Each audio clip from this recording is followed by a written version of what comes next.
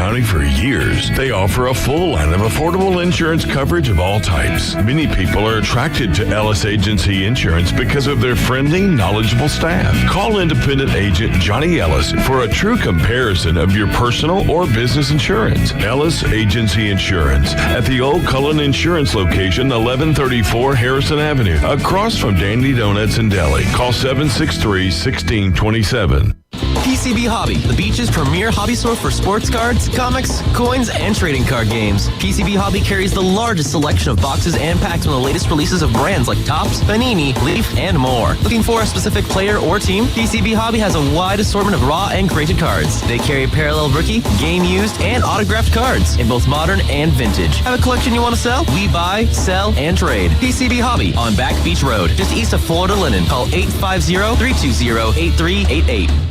Hey there, business owners. Do you feel lost in a sea of numbers, struggling to navigate your day-to-day accounting? At Lighthouse CPAs, they specialize in guiding businesses to make more money and keep more of what you make. From bookkeeping to tax planning, they've got you covered. Plus, with their user-friendly software, managing your finances has never been easier. Spend less time on paperwork and more time growing your business. Call Lighthouse CPAs 850-785-5254. If you spend any time at all in your yard, you're going to encounter fire ants. We know they can ruin a party. That's why we're this area's experts at fire ant elimination. As your certified top choice professional, we will rid your yard of these unwanted invaders. Brock Pest is so sure they will get rid of fire ants that they offer a 1-year guarantee. Enjoy your yard fire ant free. We guarantee it.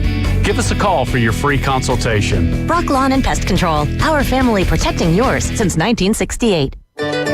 Mid-South Lumber, where they treat you like family. Locally owned and serving the residents of Bay County for over 45 years. See Mid-South Lumber for all of your DIY projects, including windows, doors, siding, lumber, and millwork. Are you building a new home? Bring your contractor in to Mid-South Lumber and meet with a member of their sales team to discuss your framing, siding, windows, and doors. Mid-South Lumber, the biggest little lumber yard in Panama City. 717 West 11th Street. eBay Motors is here for the ride. 120,000 miles of night drives, daily commutes, and who knows how many. Are we there yet? Through countless fixes, elbow grease, and a new radiator, you kept your ride alive. With eBay Motors, you have over 122 million parts to keep it running. And with eBay Guaranteed Fit, they'll be the perfect fit every time. Plus, at these prices, well, we're burning rubber, not cash. Keep your ride or die alive at ebaymotors.com. Eligible items only. Exclusions apply.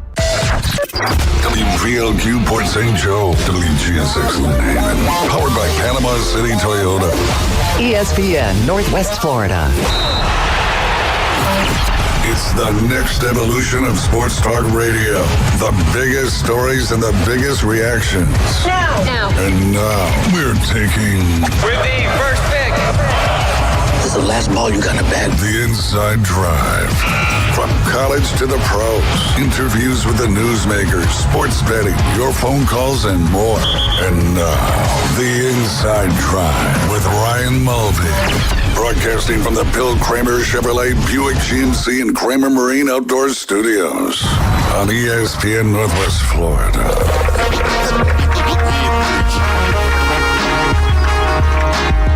And good Thursday morning. You're listening to The Inside Drive live here on ESPN Northwest Florida. 104.3 in Panama City Beach, and all the surrounding areas. 101.9 in Port St. Joe. You can watch, listen, like, subscribe, comment, block, whatever you want to do on our social channels. They're live every day. All 3 shows. You got Facebook, X, and YouTube. Just search up ESPN Northwest Florida. I think the kids are still saying search it up. I don't know. I don't hear it as much as I used to, but that probably means they've moved on to some other new term that these kids nowadays seem to be having new terms every 5 minutes. Keep up, old man. Well, and I was thinking about this, Jim. I'm going to go on a tangent because that's kind of what we do. But we had those too. It's just we didn't have social media back then. But like we had those same phrases as I can't really think of any off the top of my head, but we did. There was things that were topical that you would say, but nowadays it just gets, I think it just gets spread around so much faster. I think, yeah, it's a shorter lifespan for a lot of those. Yeah, absolutely. Do people still say he's got the Riz? I don't know. If I asked the kids, they'd be like, Dad, you're so out of touch, I'd be like, all right, well, I'll just go back to my seat.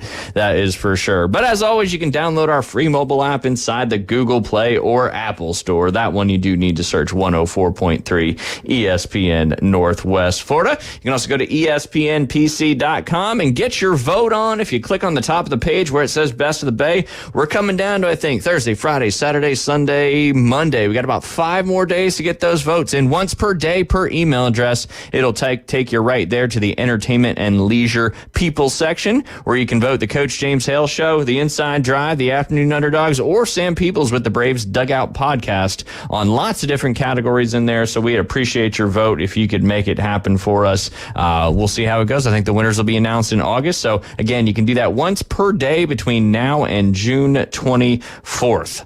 Need a poll question, Bill. I had one earlier. I didn't write it down, and it was like a decent one, but I got nothing now.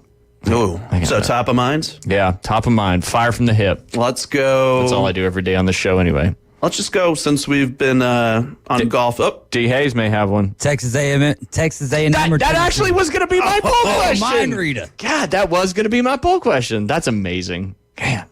We spent a lot of time together. We're like on the same wavelength at this point. But yeah, Texas A&M or Tennessee. Ooh. We'll dive a little bit more into that in just a second. Want to mention we're going to do a Braves 4-pack ticket giveaway today. It's going to be for the game on June 28th against the Pittsburgh Pirates. That'll open up the series up, and maybe you'll get a chance to see the number 1 draft pick who's been off to a great start in his career there for the Pirates. That's Paul Skeens. But again, what we're going to do going out of this segment, we're going to take the 5th caller. When you come back on, we're going to give you a chance to win that pack of 4 by answering a trivia question. You get a choice of categories: MLB, NHL, college football, or what'd I say? NFL. So there you go. 2 footballs, a baseball, and an NHL action there. So not going to be super easy, not going to be super hard. We obviously want somebody to win, but we don't want it to be a layup question, that's for sure. So I'll mention that one more time right as we get close to going out of this first segment here, and hopefully we'll get a caller on the line and we'll do it again, I think, in a couple weeks. Maybe a little different giveaway, but lots of tickets to give away this summer. It's the summer of giving away Braves tickets. We've already had our winner, Drew Gearhart, who's going to see them play on September 8th. That's a big grand prize package, but hey, you're looking for something to do over the weekend, make a little trip up to Atlanta. It's only about 5.5 hours, and Truist Park is just a beautiful place, that's for sure. Almost no better way to spend a summer day than at a ballpark, too. Yep. Yeah, absolutely. Absolutely. I mean, it's just, and we talk about, ballpark food and all that stuff all the time. And, Truist Park's a beautiful place, the Battery up there. And all you got to do is answer a trivia question right. That is for certain. Jumping into that Men's College World Series, both Florida teams, Florida State and Florida, they had a tough road. It was going to be a challenge having to beat Tennessee and Texas A&M twice. And both teams just kind of struggled a little bit. And kind of I think Florida State's theme in the World Series is just missed opportunities. Yeah, we could talk about the check swing call, but how many runners did they leave on base? They made several errors early in that game against Tennessee, and just, they had a chance, runners on second and third, no outs, and ended up not scoring a single run in that scenario. So just kind of ran out, but a great season. Biggest turnaround in College World Series from the previous year to this year, and I think things are only looking up over there, back to the normal ways of getting to the College World Series for the Seminoles. And of course, the Florida Gators, great season. They were 28-27. Everybody said, they shouldn't be in the regionals. They shouldn't make it. They're a bubble team. Well, what do? They go to the regionals. They advance out of that. They go to the super regionals. They beat Clemson, advance out of that, and make it all the way to the Final Four, as you could say, in the Men's College World Series. So another great season there. But the Tennessee-Texas A&M series will get kicked off this Friday, coming up tomorrow. I say this Friday like it's so far away. It's hard to believe it's Thursday already. But that'll get going, actually. Oh, excuse me. Game 1 is actually not till the 22nd, so that'll be on Saturday, 7 or 6:30 right there on ESPN, and Game 2 will be the next day, and if necessary, the final game there will be on Monday. So College World Series, pretty much college sports for the spring are coming to an end, but that means one thing, Bill. What does that mean? closer to football season. There it is. Which is coming right around the corner.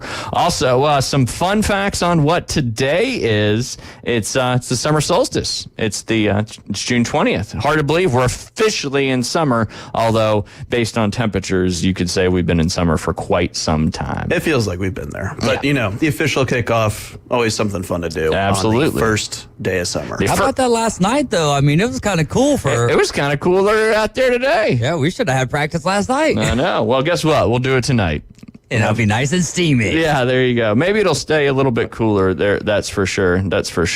But anyway, June 20th marks the official summer solstice, which is the first day of the astronomical summer. Solstice means the sun has gotten as high in the sky as it's going to get for the year on Thursday. Today, it'll happen at 3:51 Central Daylight Time. For those looking to pass the time in the extra hours of natural sunlight for reading, Time is from Time Magazine rounds up surprising facts about the summer solstice and its history.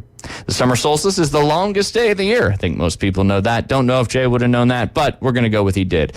In New York City, for example, the sun will rise on Thursday today at 5:24, and it'll set at 8:30 p.m., meaning 15 hours and 5 minutes of daylight. And then from here on out, all the way till December 20th or 21st, whichever day it falls on this year, it'll get a little bit shorter. And of course, the time will change too, but maybe that'll end sometime in the future.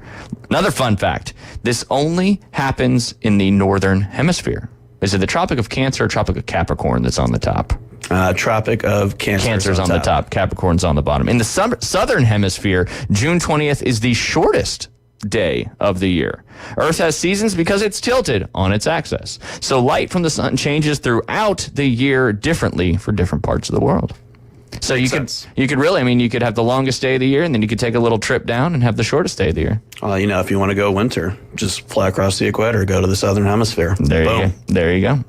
Little fun fact for this year's specific summer solstice. This is 2024 is the earliest since 1796. Usually it's a decent rule of thumb that seasons start on the 21st of the appropriate month, but that's not always the case. And this year's precise moment of solstice is particularly early. The simplest reason why is 2024, it's a leap year. Washington Post explains during leap years such as 2024, the solstices and equinoxes occur about 18 hours and 11 minutes earlier than the previous year. During non-leap years, the timing of the solstice moves later, so things generally balance out over time. There's a lot of math being done a long, long time ago. Sounds it. It's one of those pieces where who's keeping track of this? Absolutely. And everything else, and TV, and internet, social media, all that. So they had to figure out this stuff. Like, why we got so much daylight today? Let's put pen to paper, not pen to paper, but chisel to stone, whatever you want to say for that.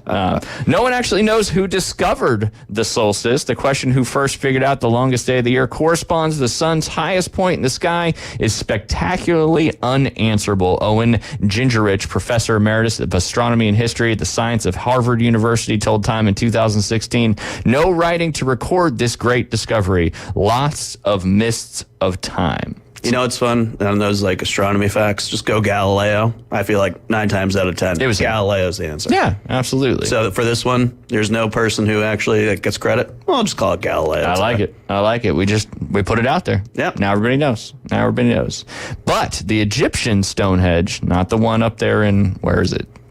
England, Scotland, right around there. Somewhere up there. The UK. The United Kingdom, the whole area up there. About 6,000 to 6,500 years ago, nomadic cattle herders in southern Egypt thought to have arranged some stones that line up with the path of the solstice sun in the Nabat Playa Basin under the Tropic of Cancer. We were right. The solstice was an important touchstone that said, well, the Nile is about to go into its flooding cycle, and that would basically start their calendar, as Sten Oldenwald, a NASA astronomer, told Time many years ago.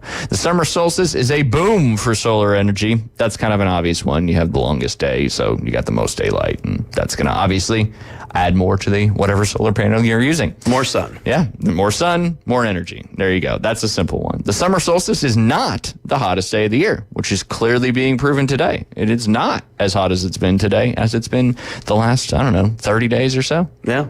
This year, the summer solstice corresponds with a record heat wave in many parts of the United States, but it takes a while for the Earth to heat up each summer, so the hottest temperatures of the year usually take place in July or August.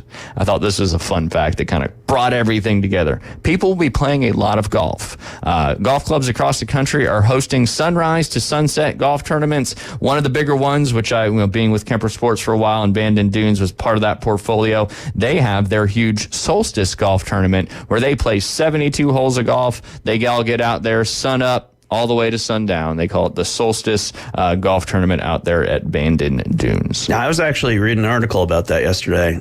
Is it they have to walk the 72, or can you take a cart? Now, I think most is walking at Bandon. Okay. Yep. Mostly they got caddies and all that stuff. But yeah, I think it's all walking when they do the Solstice tournament. I'm not going to lie. I know people train for a marathon, but I'd have to train for 72 walking right now. Man, just 18 walking is a task. I remember, doing our golf marathons, but those were in golf carts, so you can't even compare that at all. But 72 holes walking in one day, that would be tough. What's the most you've played in one day?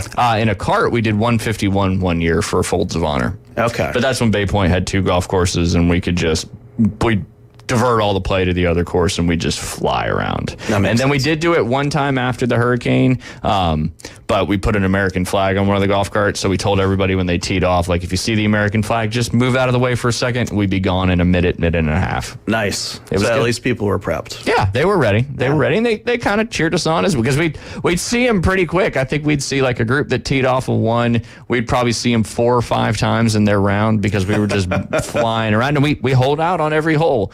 But we all teed off individually, but then from there, we just played all the way until the ball was in the hole. That makes sense. You're almost doing a modified speed golf at that point. Yeah, I mean, it's pretty much what it is, but it was cool because we first did it in the previous, before the hurricane. Actually, the 151 was after the hurricane, but we did 150, and we had never done a golf marathon before, so we're getting people to pledge an amount per hole. Nice. I was like, I don't know, maybe play 72, 80 holes. I don't know. So people are giving us like $2 a hole. Some people even gave us $3 a hole. And then we finish up and we did 150. And like, you guys sandbagged us. I was like, I didn't know because I think we teed off literally as you could barely see. And I think we were done with 72 holes like before 9:30. Wow. So I was like, people are going to be a little disappointed. A little bit. And we didn't go all the way till darkness on that one, just because we were pretty tired. It happened. It was a good time.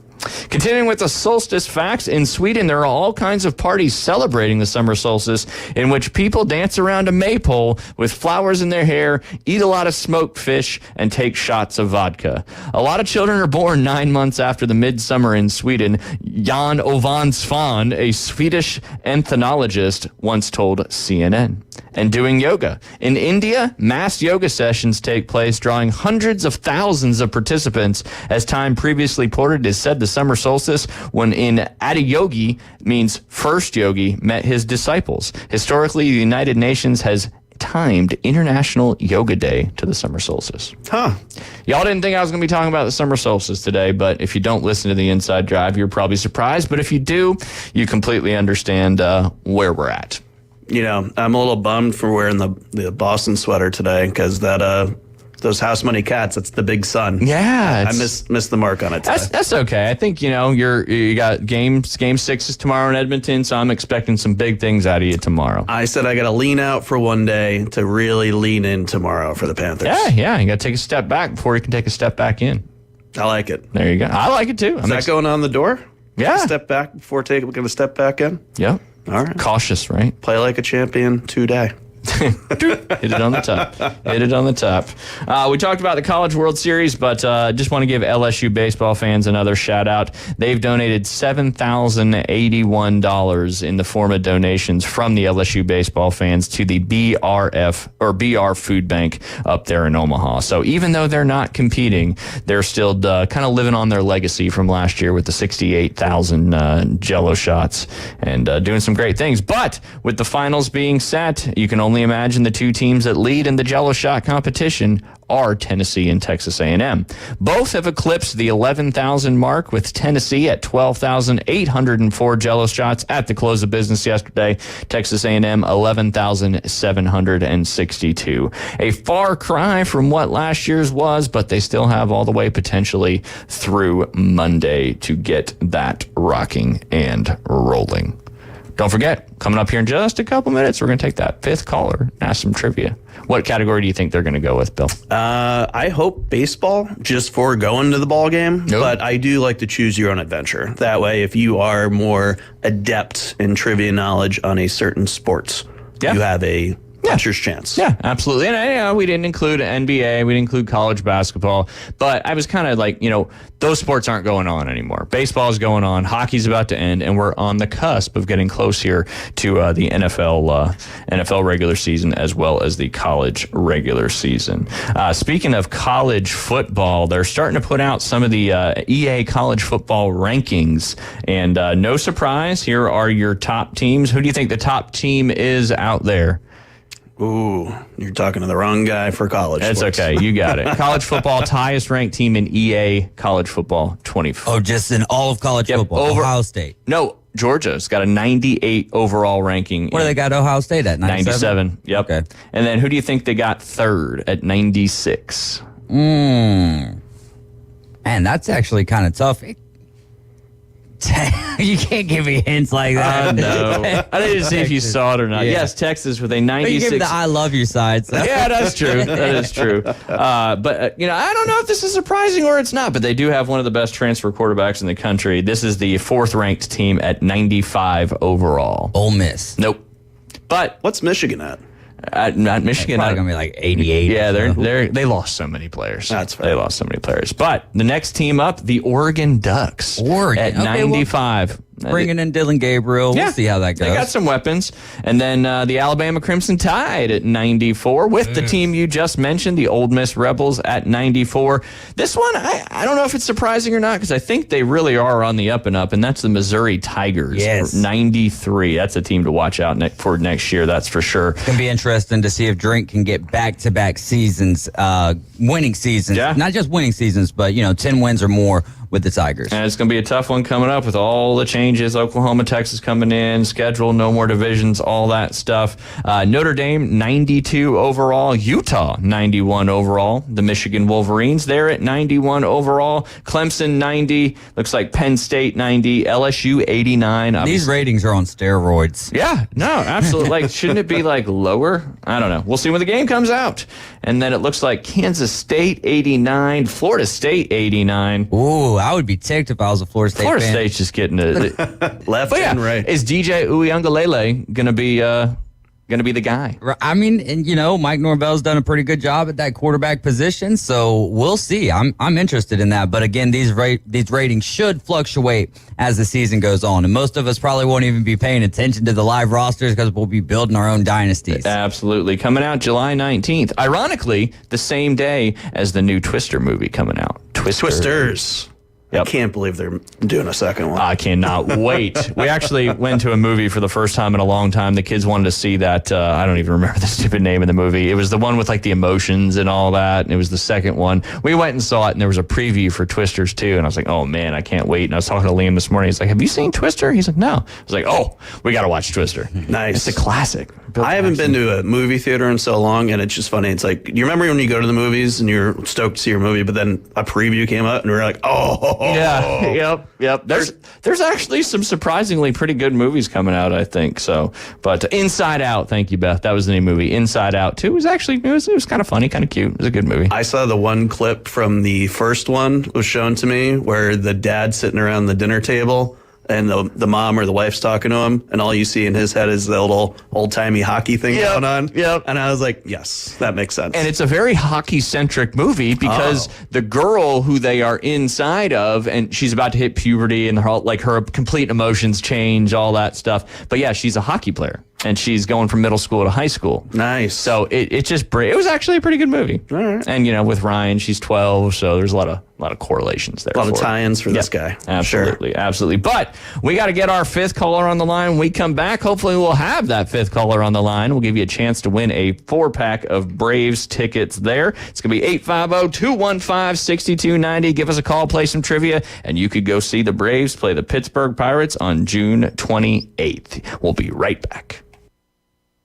ESPN Northwest Florida, available on all your devices. Connected. Hear your favorite sports talk hosts. The Coach James Hale Show. You're listening to the Inside Drive live. The afternoon underdog. And your favorite teams. Braves winning! We're live on the app. Tune in, Alexa, ESPNPC.com, Facebook, YouTube, and in your car at 101.9 and 104.3. Wherever you go, there we are. ESPN Northwest Florida. Good morning. This is Joanna on ESPN Northwest Florida with your weather forecast on this Thursday.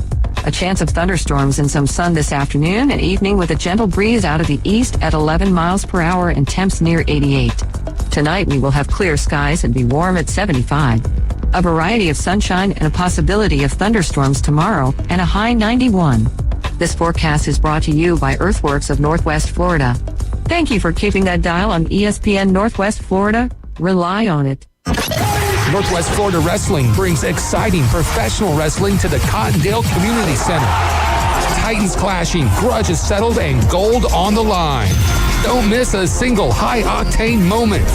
Cottondale. Doors open at 6, bell time at 7.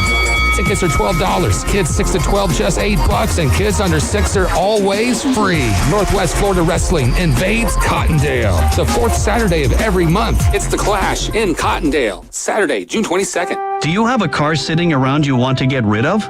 Then here's a great idea. Donate your car and help veterans and their families. Yes, one fast call to the Veteran Car Donation Program and we'll come and remove your car for free. Fast, free towing, and 24-hour response.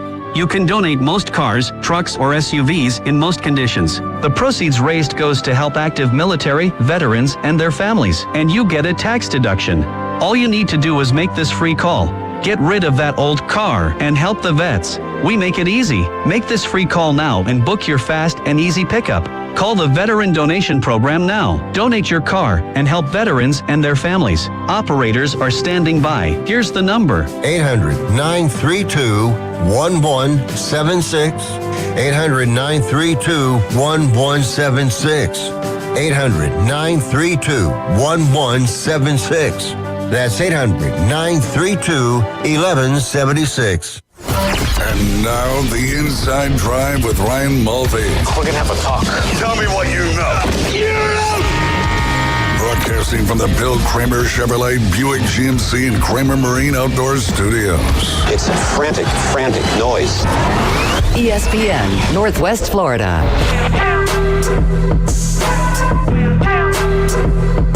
And we are back, and we have a fifth caller on the line, and of course, it's our good friend, Coach Olds. Coach, how are you doing today? I'm doing great. All right, I need you to pick a category. I need NFL, college football, MLB, or NHL. MLB. Oh, Bill, you got it. That's what you wanted. We got it. I don't want to make it too easy, but I don't want to make it too hard either. So let me find one here. All right. What is the record for the most home runs hit in a single baseball game in Major League history? I'll give you a little window. It's between 7 and 15. Oh, in a season or in a game? In a single baseball game. How many home runs is the record for most home runs hit in a single baseball game? For a team or a player? Just most home runs in a whole game. Yeah, like both teams combined. Yep. The total home runs in a single game, yeah. 10. That's correct. Boom. Man, look at you. Diaz, 10. That's the record. Most home runs hit in a single baseball game in Major League Baseball history is 10.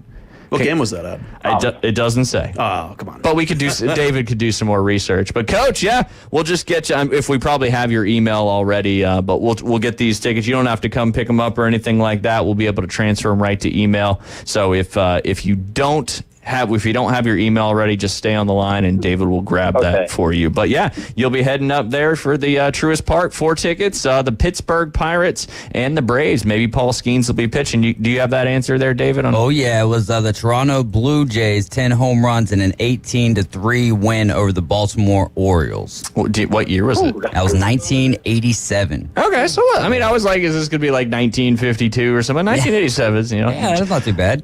Joe Carter on that team, maybe? On the Blue Jays? 87? Early 90s. Early 90s? Yeah, he could have been there. The only reason I say is I had an opportunity to play golf with him one time. It was pretty cool. But anyway. But, Coach, congratulations. And maybe we'll see you out there next week for some flag football? Hopefully so, yes. Hopefully it starts next Tuesday, right? Yes, sir. Tuesdays and Thursdays? Tuesdays and Thursdays, right there at Frank Nelson. No problem. You'll see me on Thursdays, more likely. Awesome. Sounds great. And congratulations on winning. And there we go, Bill. Our first trivia question. To be honest, I thought that was going to be a little bit trickier. Yeah, you never know with trivia. Because it's a guess. But 10 is a nice, even, round number to guess. And he did good. I gave him a window. I said, what did I say? 6 and 15? 7 and 15. 7 and 15. So I squeezed it in a little bit there. But that makes sense. But yeah. Have you ever won any radio giveaways? I feel like I have one time, and I have no idea what it was for. It wasn't for anything substantial, but how about you? I think my best one was best one? Oh, yeah. So you had I had a couple. But it was back at Coastal Carolina. I think it was junior year. Alice Cooper tickets from Wave 104, the classic rock station. Nice. Go ahead, Dave. Technically, so when I Googled most home runs in a Major League Baseball game, it came up with that answer of 10 home runs. Okay. In Ohio, Brad texts in and he says D-backs and Phillies set a Major League Baseball record with 13 home runs in a game. So then I go back and check that out, and that is actually correct. So, I made sure this was a mod. This was from April 3rd, 2024. Yeah. Now, did that happen this year? Or was that when 2019? Actually. Okay. All right. Well, he still wins. Yeah. Because that's the trivia question and the answer that I had. So, but hey, there you go. Ohio, Brad. Hey, good looking out, bro. That's it. That's it. You should have called in. Get your game together, Google. Come on. I know. Well, this is Love to Know baseball trivia. That's the problem with that, technology. We have so much of it that you have to sift through so much. But hey, better than not having any, right? That's it. Works for me. We gave away 4 tickets to go see the Atlanta Braves play the Pittsburgh Pirates here. What's that? Next Friday, I believe, if I'm not mistaken. That'll be a fun game. Hopefully Skeens is on the mound and Coach Oles can come back and tell us how it went. I think Freed's going to be on the mound for the Braves, and scheduled for the Pirates is going to be Jones. Okay. So. Hey, you never know. Things could change. Absolutely. Great way to start the weekend. So go Friday back. Ball game. Alice Cooper tickets. Oh, yeah. Wave 104. Yep. I don't know why I don't remember that. House of Blues. House of Blues, Myrtle Beach. Yep. What a great place. That was a venue, man. We saw a lot of concerts there. Oh, yeah. Saw a lot of concerts there. And you said you might have had another one? There was another one that was later on. It was Bad Company. That was up in Charlotte. It was with the Doobie Brothers. Oh, man. So you're kind of a concert ticket winner. That's for sure. I think I called out of work for that one that day. Nice. There you go. Yeah, I don't think I've ever won. I feel like I won something, but it was something stupid. Oh, it might have been tickets from a car dealership actually in Augusta. And I got a couple tickets to go see Auburn play Georgia. And I took my dad. That's what it was. Now I remember. Taylor Hyundai. Augusta, Georgia, Washington Road.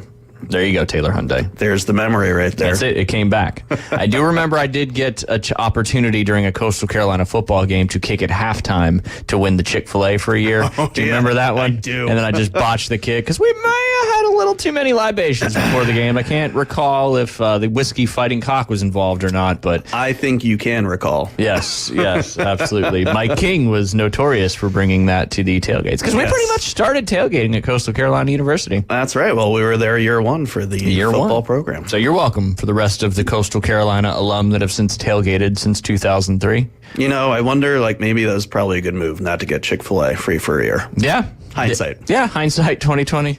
I kicked it like a soccer ball and just hooded that thing straight left out of bounds. It was embarrassing. But hey, Hey, Hey, you kicked it. I did kick it indeed. Speaking of embarrassing, the Pistons had a very expensive day yesterday in the NBA. The NBA season just ended 3 days ago. Celtics got the dub, 18th championship. But as of yesterday, the Pistons fired coach Monty Williams, which is unsurprising on the surface, given the team's 14-68 season. But it's jarring that the 2022 Coach of the Year is already gone one season after signing a 6-year, $78.5 million deal. He has about $65 million remaining on that contract. That's about Jimbo Fisher territory. Jim Trotter says this is embarrassing for the franchise as it is for the coach. Now we have a New Orleans-Detroit pipeline brewing. One, the Pistons front office boss, Trajan Landon, came from the Pelicans and could hire Pell's assistant, James Barago, to replace Williams. Or two, according to the Times-Picayune in New Orleans, the Pelicans are interested in bringing back former head coach as a lead assistant. Very, very interesting. Elsewhere, in happier news, the Pacers signed trade deadline acquisition. I'm sure David and Coach Doc A were happy about this. Pascal Siakam to a 4-year, $189.5 max contract, keeping him in the navy and gold for likely the length of the deal. And there are no other team or player options. The 30-year-old was great during his run to the Eastern Conference Finals. Yeah, it's nice to go ahead and lock him up. You got Halliburton until 2029. Siakam's there going to be there till 2028. That's going to be a great tandem to have. However, how much money do you have to spend on depth? Because we're seeing here in the NBA, it's more of a 2-star rather than the 3 superstar system that we had going on for a while. But your depth has got to be really good. And we saw the Pacers put up a lot of points last year, so the defense has got to tighten up a little bit. We'll see. I like the sign. I love the signing, honestly, and to have guys like Pascal Siakam and Tyrese Halliburton want to actually be in a place like Indiana is huge, and it's great for a city a state actually that loves the game of basketball. Fair to say you can turn around a team in NBA quicker than any of the other professional sports? I think that's fair. Yeah. You only playing 5 guys on the court. So, you got some numbers there. And the reason why I mentioned the Monty Williams thing is because all NBA coaches' contracts are guaranteed. Right. So he got paid $65 million for 14 wins. No, he still has $65 million coming. Yeah. I think it was like $73 million for his contract. Yeah, so like 78.45 or something. It was one of the largest contracts, if not the largest contract in history. And he did a great job with the Suns prior to that. Not so great with the Pelicans prior to that. But, Coach of the Year in 2022, then turns around. And it's tough when you've got a roster that's so young like the Detroit Pistons are. And to expect to turn that around in 1 year is tough. I do wonder if there was something so Monty Williams' wife was diagnosed with cancer prior to him taking that job with the Detroit Pistons, and I guess they gave him an offer that he just couldn't refuse. And maybe that was like, hey, a mutual agreement. So maybe Detroit's just doing the right thing here, and they're mutually agreeing to part ways. I don't necessarily know, but now you've got people saying Monty Williams should be the lead candidate for the Lakers. We'll see how that plays out. I think that as much as I don't know how it would work out with JJ Redick, it seems like all signs are pointing to it, to him being the next coach there. Yeah, that would be something. That's for sure. That is for sure. But some NBA news yesterday after Boston won their 18th championship. Talk a little soccer real quick, a little football, as they say over the pond. But obviously the Euro Cup has been going on. You got so much soccer right now. You got the European Championship, Copa America's getting started today, and then of course in about a month or so you got the Olympics getting kicked off. But just some recent scores from the European Championship yesterday. Surprisingly, Albania tied Croatia, but the way they tied it, I think, was the latest goal in European Championship history. I think it was end time plus like 6 or 7 minutes, something like that. So I also had a parlay with Germany winning and Croatia winning, and then Albania tied it up. And, the latest goal ever scored in the Euro Cup history. You've got Denmark and England going on right now. For all you England football fans, they're up 1-0. A little bit later on after the show is over, you got Spain versus Italy, and then several more games going on tomorrow. But the big news today, the Copa America gets started, and the opening game, which is Argentina versus Canada up at Mercedes-Benz Stadium, is sold out. Obviously, the defending champion of the Copa America, and that's Argentina, led by Lionel Messi, who made the announcement earlier this month that he will not be playing in the Olympics this year with just so much going on. They will take on the Canadian national team. It is set to get kicked off tonight. It's the first game of the competition with more than 70,000 people in attendance up there at Mercedes-Benz Stadium, which, if you listened to the show yesterday, we talked about how cheap their food prices are. That's right. Their beer prices, actually, but the food prices, too, are very cheap. All in general. Usually a beer price will kind of set the bar for a lot of your kind of where you work everything else off. Yeah, Yeah. makes sense. But kicks off tonight, 7 p.m. Central Time. Huge sellout crowd. It's going to be a great game, a lot of fun. It just goes to show you that football, obviously NFL football is huge here in the country, but soccer still has that international draw and still is the biggest sport in the world. Oh, yeah. I have to say, like, in my travels over time, if you ever are overseas and you are in a country where the team is playing, I was in Spain when they were playing Italy. I think it was it might have been the last World Cup or something was going on. I forget which one it was. Yeah. But man, to be in a little Spanish cafe, it was nighttime, and just having everybody go absolutely nuts with just living and dying with every pass, every minute going by. And, when you have the cold cervezas and the tapas being passed around, that helps. Most people are having a good time. But, I mean, everybody is all rooting for the same team. Yes. There's no one guy that's saying, I was saying Boo Earns, that has the Italy jersey in the corner. Oh, yeah, that's a good way to not end your night very well. No. That is for sure. But, and, we're big over here, too, in the Olympics and all that. But because we have all these professional sports that more people, especially college football, live or die by, I think the national stuff doesn't get the same, I don't know if attention, viewership, draw, passion as some of these European countries and South American countries. Well, I always think about it, too. It's wild when you think about, especially if you're going over to Europe, like the size of some countries are the size, like they're smaller than Texas. Yeah. The size of a state. So yep.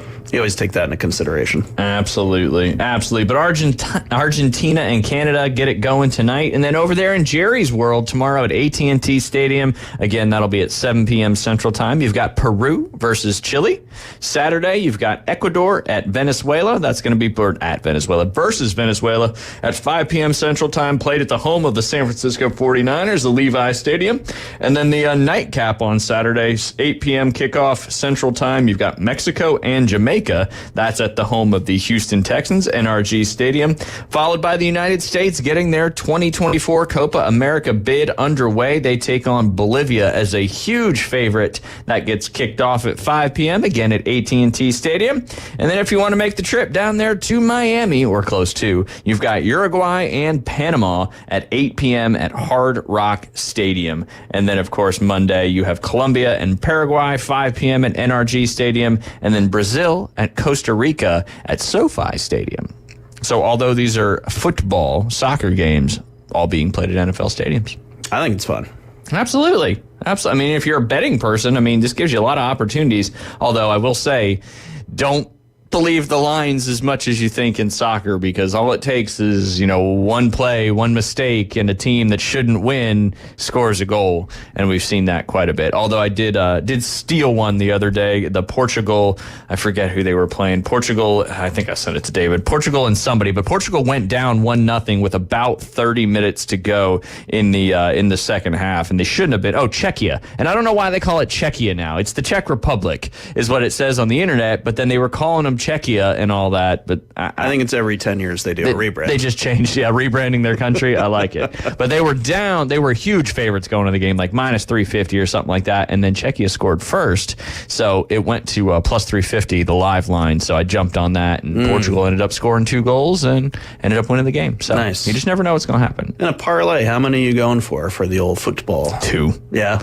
I was going to say, like you said, if the lines move and everything gets skewed a little bit, I would say you start going 3, 4. And live betting in soccer, live betting in most sports is, I feel like, I don't know if you have a better shot. It just feels like you have a better shot. But in soccer, if you're watching the game, you can see how the game is going. You can see the momentum, who has more of the possession. Maybe the other team scored a fluke goal, but the other team's been dominating, and it's just a matter of time. So that's a great point. I like betting soccer live. It's a fun time. I always enjoy the folks that bet on the ponies, where they say they can actually like see like the horses. Like your boy Steve Wiley. That's right. Yep. But I kind of wish there was something like that for hockey. If I knew going into a game where I could like watch their like morning skate. Yeah. Oh, I would. Yeah, I'd eat that up. Yeah. I wonder if you could. I don't know. Anyway, we got to go ahead and take a quick break. You're listening to the Inside Drive live here on ESPN Northwest Florida. ESPN Northwest Florida. Colin Cowherd. This stuff is so predictable. Everybody's freaking out with Caitlin Clark, and Angel Reese is picking on her and hard fouls. Women who have committed flagrant fouls are not all villains. Diana Taurasi had one last year. Is she a villain? The Herd with Colin Cowherd. Weekdays, ESPN Northwest Florida. Visit the newly remodeled Mid-South Lumber Hardware and Feed Store in Youngstown. They have a full line of plumbing, electrical, hardware, and tools for your DIY home projects, as well as lumber and animal feed. Now offering not only baby chicks and a full line of poultry supplies, but also bunnies and parakeets. They also carry a wide selection of Duplin wines and gourmet products, so you don't have to drive to the beach. Come see us at Mid-South Lumber on Highway 231 in Youngstown. So you've heard the saying that if you love your job, you'll never have to work? Well, it's true. I've worked for Brock Lawn and Pest Control for many years. The commitment to the needs of customers and their commitment to each employee makes Brock a company I'm very proud to be a part of. Brock's core values are also mine. Give people more than they expect and always honor your promises. This isn't a job, it's a service to help people live a healthier lifestyle. Brock Lawn and Pest Control, our family protecting your family. Ellis Agency Insurance has been serving Panama City and Bay County for years. They offer a full line of affordable insurance coverage of all types. Many people are attracted to Ellis Agency Insurance because of their friendly, knowledgeable staff. Call independent agent Johnny Ellis for a true comparison of your personal or business insurance. Ellis Agency Insurance at the Old Cullen Insurance location, 1134 Harrison Avenue, across from Dandy Donuts and Deli. Call 763-1627. Broadcasting from the Bill Kramer Chevrolet Buick GMC and Kramer Marine Outdoor Studios. He has over 10 items in the express lane. He pays with checks and he doesn't return his shopping carts. You have ruined groceries for me. Now back to Ryan Mulvey and the Inside Drive. ESPN Northwest Florida. Not sorry. And we are back. You're listening to the Inside Drive live here on ESPN Northwest Florida. Congratulations to Coach Olds on winning his tickets. We're going to do it again next week. I'm just going to do the same thing. This time I'll double check, then make sure. Well, and I just randomly picked that one too. There's lots of good trivia questions, and we can have some fun doing trivia questions too. Yes, go ahead. Well, we just got a text in from a listener. He said 10 home runs is most by one team, 13 by both teams. Previous record was 12 twice. The Tigers and White Sox were playing against each other both times in 1995 and in 2002. Wow. That is wild. I didn't specify. It just said most home runs. I just read it verbatim. You just read a so by one question. team. So it's correct. And you got to give the answer that you're giving right there. It's by one team. Two teams, 13. Just like how they say, that's not the answer we're looking for. Yeah, Pat's no longer spinning that wheel anymore. Yeah, I heard old Sajak hung it up. Bummer. Was he the longest showrunner, I think, for a game show? Well, I think we talked about him earlier this year. We talked about all his records and all that stuff. Who are they getting to take over that one? I don't know, but I know Vanna's daughter is taking over for Vanna. Nepotism. Yep. Does Pat have a son? I don't know. We shall find out. Let's talk a little bit about golf. And before I get David to play this really cool, fun, kind of funny clip, but really gets into Bryson and what goes on in his mind, I'm kind of critical of... Go ahead. Wheel of Fortune, Ryan Seacrest. Oh, that's right. Okay. He just gets to do everything. What the hell? Let everybody else have a chance. Right? I should have applied. Should have, yeah. I could do the wheel. I think a lot of people can do the wheel. That's fair. That's fair. But if I get a bunch of J's up there, it'll be awesome. You know what? That we should do a demo tape. That could have been it. Just in case Ryan says, you know what, not for me. Seacrest. He might be busy doing something else. Yeah. He's got to have a stand-in. Yeah.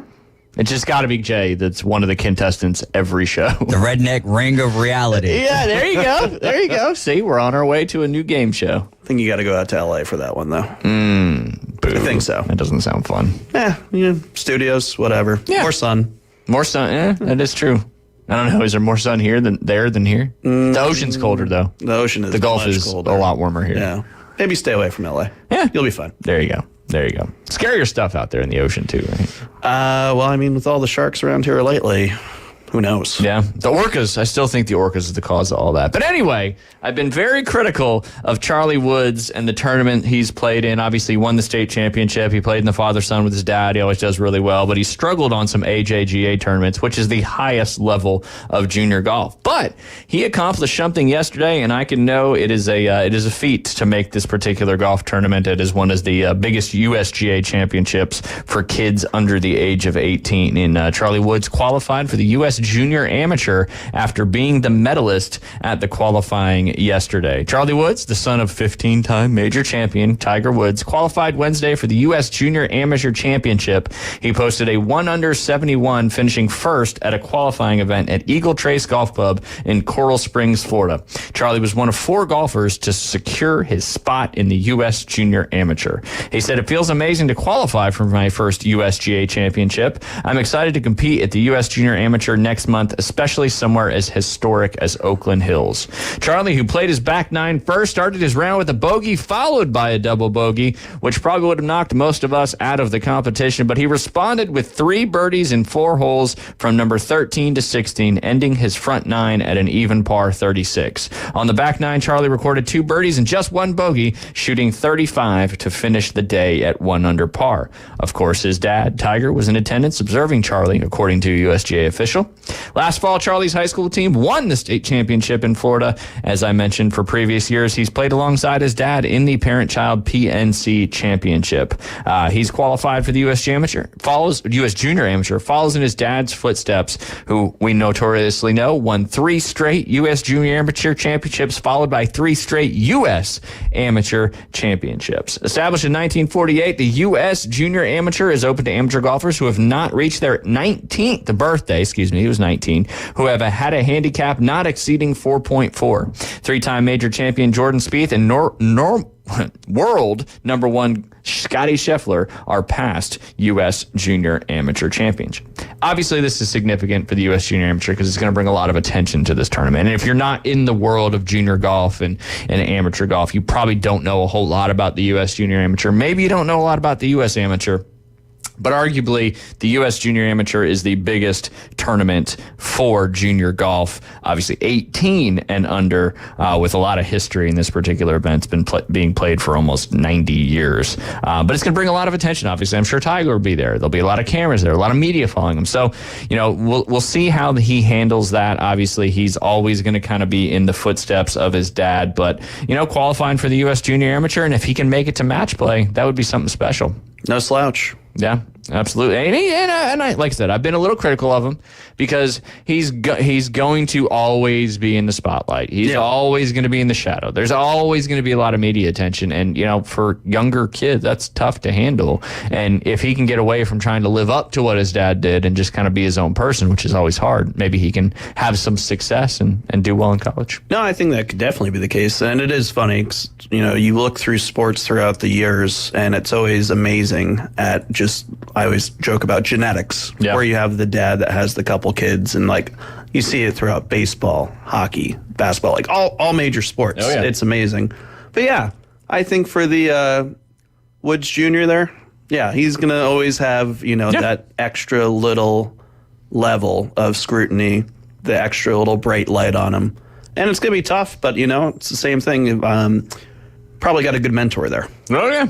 Absolutely. Absolutely. Both what to do and not to do. So, but thought that was pretty cool that he qualified for the U.S. Junior. I'm sure I tried to do that a few times, never really got that close. But it's a tough tournament to get into. A lot of kids try to qualify for it, and I think they take 128 or something like that, and then they cut it down to 64. They play match play all the way through until you have a champion. Same format as the U.S. Amateur. I just don't know the exact size of the field for stroke play. But we'll follow it along and see how he does. Bryson DeChambeau, as time continues to go on, we continue to hear cool stories, what he's done. He was at Tight End U, hanging out with George Kittle and all the other tight ends with the U.S. Open Trophy. He was walking down Broad Street in Nashville with the U.S. Open Trophy.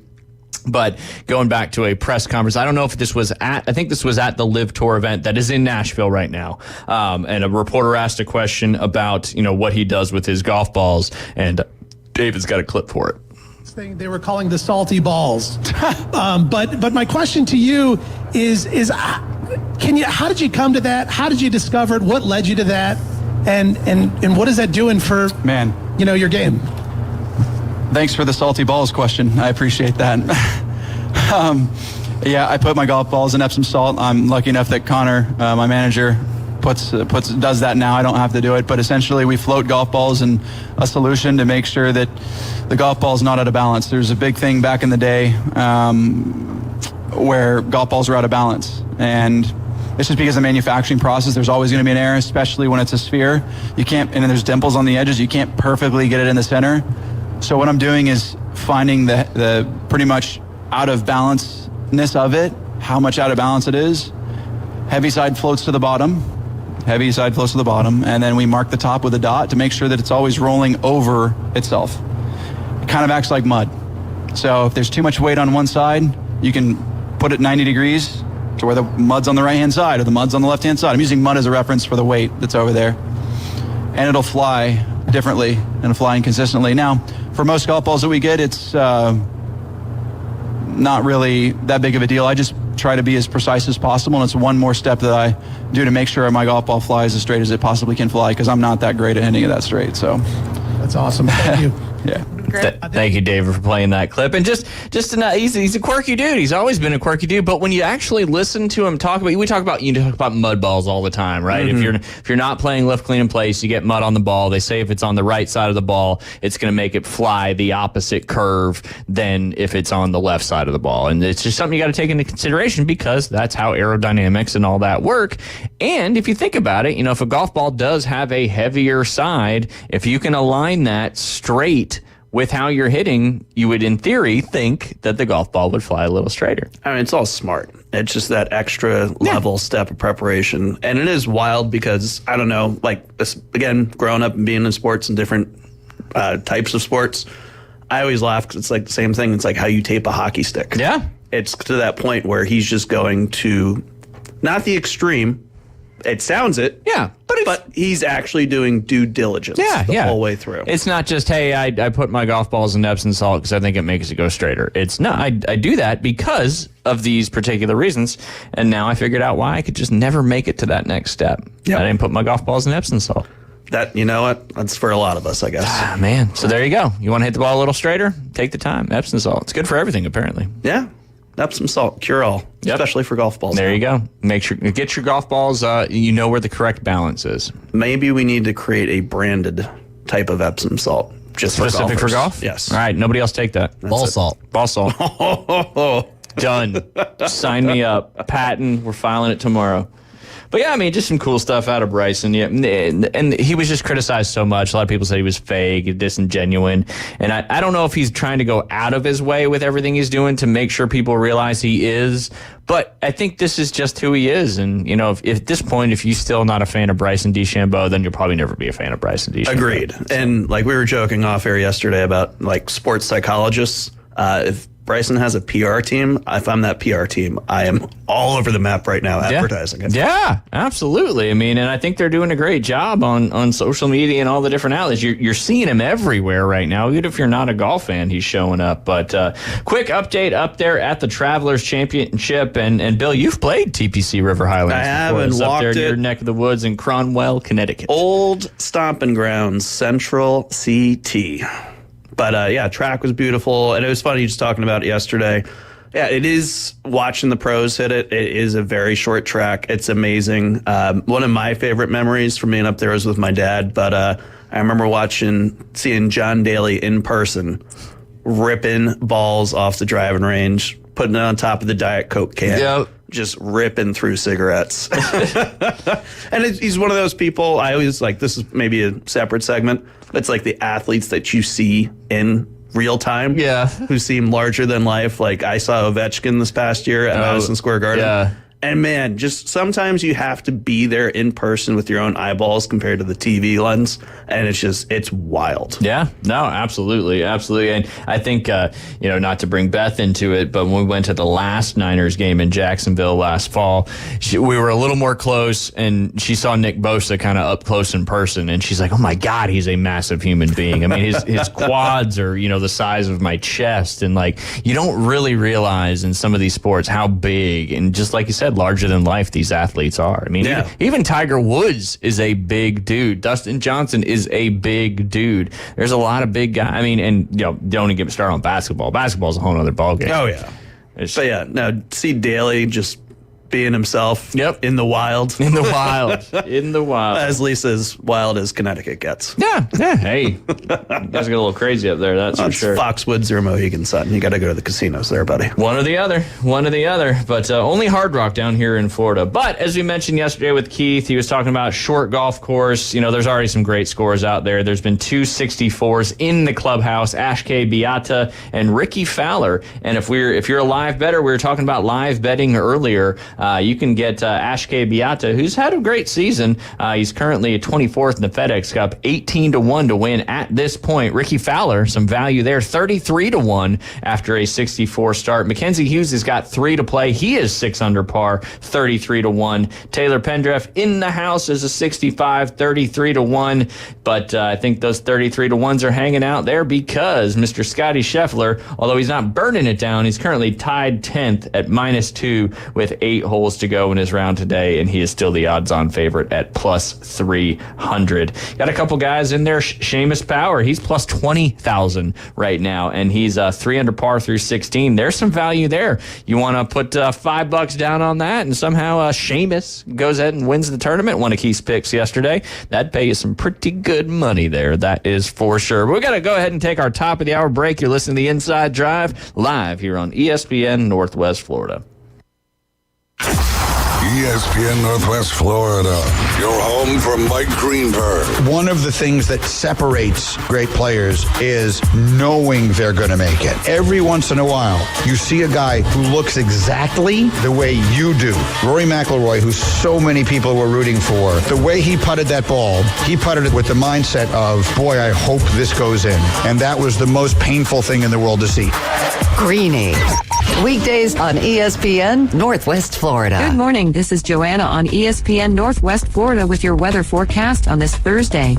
A chance of thunderstorms and some sun this afternoon and evening with a gentle breeze out of the east at 11 miles per hour and temps near 88. Tonight we will have clear skies and be warm at 75. A variety of sunshine and a possibility of thunderstorms tomorrow and a high 91. This forecast is brought to you by Earthworks of Northwest Florida. Thank you for keeping that dial on ESPN Northwest Florida. Rely on it.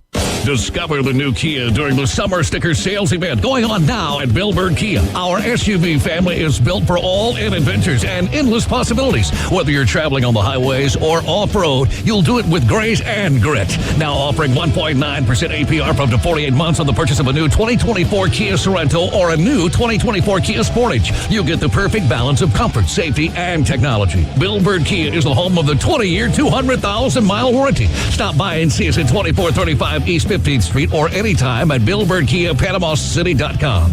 Now enjoy the view this summer because the road is yours in a brand new Kia from Bill Bird Kia. Offer from Kia Finance America for the purchase of a new 2024 Kia Sorento or new 2024 Kia Sportage with $2,165 per month per 1,000 financed in 48 months. Qualities limited. No down payment required. Cannot be combined with other finance offers. The 20-year, 200,000-mile warranty is a Bill Bird Kia warranty. See dealer for complete details. Offer for well-qualified buyers. Must take delivery from dealer stock through 7/8/24. WGSX Lynn Haven, WVLQ Port St. Joe.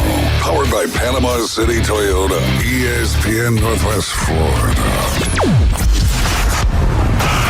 You hear it it first. Sports talk right now. Back to the Inside Drive with Ryan Mulvey. I know it all seems a bit overwhelming at first. Broadcasting from the Bill Kramer Chevrolet Buick GMC and Kramer Marine Outdoor Studios. Something makes me think you'll get used to it. On ESPN Northwest Florida. Sky rockets in flight. Afternoon delight. And welcome back. You're listening to the Inside Drive live here on ESPN Northwest Florida. 104.3 in Panama City Beach. 101.9 in Port St. Joe along the beautiful Forgotten Coast. The wind's kind of still blowing this morning, but it looks like it's supposed to kind of wind down a little bit. So get out there and head over to Kramer Marine and Outdoor and get yourself a boat or get your boat fixed up. Or if you don't want to fish or do anything on the water anymore, they'll sell it for you and take all that hassle out right there at the corner of Frankfurt and 23rd Street. They sell Seabourn, Spider, Sundance, lots of used boats, also Skeeter, all that right there at KramerMarineandOutdoor.com. And right there at the same corner, the mecca of car and boat dealerships, you've got Bill Kramer, GM. Right there, you give them a call, 850-250-1403. They've got express service. They've got lots of vehicles in stock. They got full service as well, and they can service more than just GMC cars. They can get you in and get you back out on the road. And one of their big things, they always sell tires at cost. So if you're looking for a place to get some new tires, go check out Bill Kramer, GM. You give them a call, 850-250-1403. They'll make it easy and take great care of you. While you're checking out all of our social media sites, Facebook, X, and YouTube, searching up ESPN Northwest Florida, watching live or just checking out some of the content we're putting out there, don't forget to download the free mobile app inside the Google Play or Apple Store. I believe you can find that link as well on ESPNPC.com. While you're there, give us some Best of Bay voting. All 4 shows here. We got the Coach James Hale Show, the Inside Drive, the Afternoon Underdogs, and then, of course, our good friend Sam Peebles with the Braves Dugout Podcast. Multiple categories. Get out there and vote once a day per email address. You can do it between now and June 24th. Get ESPN in the win. Retire all these other places winning. It's time for us. It's been 7 years. Lucky number 7. We talked about it. You've got to vote, and you got to put us in there. We appreciate everything that you do for us there. Afternoon Delight Debrief. Let's go. I've got a few. I've also got a. I don't know if this is an Afternoon Delight debrief. We'll let you determine that here in a little bit. But some fun ones. Of course, we talk about animals. We'll start with this one, and it's kind of topical because it's in the province of Alberta. Hey. UPI.com. From today, drivers wrangle loose emu in the middle of Alberta highway. Emus, you got to be careful. They'll bite your fingers off. June 20th, a group of surprise drivers had their morning commutes interrupted by a 6-foot emu in the middle of an Alberta road. Lonnie Moberly said she was driving her kids to school just after 8 a.m. What are kids doing going to school in Canada? Well, they probably don't go to school for like 2 months in the wintertime because it's just so cold. That could be it. But just after 8 a.m. when she came across a large flightless bird in the middle of the highway near D. Winton. Moberly said the other driver had already spotted and was calling the Alberta SPCA. 2 drivers teamed up to try to protect the emu from passing traffic. We were herding it like a cow almost. We just kind of drove up the highway a little bit, let it down one of the side roads, she told the High River Online. More drivers joined the wrangling efforts, and Moberly said a neighbor soon arrived and offered the use of a trailer. The bird was successfully loaded into the transport to a local veterinary clinic. The Alberta SPCA took custody of the emu and said the bird is now at a caretaking facility while officials attempt to locate its owner. Moberly said she was able to then finish taking her kids to school. They were very late, but they got an awesome story to tell. I'm sure the whole class has heard about the morning adventure, she said. You know what's fun? Like in the emu, you think that would kind of get out of the way. It's a bird. Yeah. Like, you know, it's the one animal that I never want to run across in the road. A moose. Ooh, no, moose are dangerous. Yeah, I mean, they're tanks. Yeah. And it's to the point, too, they can be mean. But it's the same thing. The moose might just stand there for forever, too. An emu, I think you honk the horn enough or do something and get out of the way. They might spit at you. Emus spit, right? I think you're thinking of something else, but maybe. A llama? Yeah. Maybe a llama. Maybe a camel. Yeah. I thought emus did something not nice. I don't know. I think my dad always They don't spit. Yeah, nice, topical. Now I was thinking, my dad always joked around. He had his couple of his fingers cut off by a lawnmower, but he always used to tell everybody growing up that he had his finger bit off by an emu. Ooh. So that's what I was thinking of. Sharp beak, maybe. Emus do not spit. Yes, There we go. It makes sense. Llamas and They camels. hiss though. Ooh, nasty birds. I'm thinking of the Jurassic Park, the dinosaur. The Dilophosaurus. That's the one. Yeah, that, the one that got Newman. Yeah, absolutely. Yeah, That's what Newman gets for being selfish. That's right. Trying to take that the dino DNA off the island. Llamas and alpacas. Alpacas. There you go. Yeah, alpaca. Emu though kind of looks like a dinosaur. It does. Yeah. It Some looks, of those birds. Well, that's what they kind of, say birds and pterodactyl. Dinosaurs and birds are very similar. Yeah. Hollow bones, all that good stuff. Short arms. Emus. Mean tempers, maybe too. Do people eat their eggs? Like emus, ostrich eggs, I think, are a delicacy, right? Those are the big ones. Yeah. I think you got to do some work on those.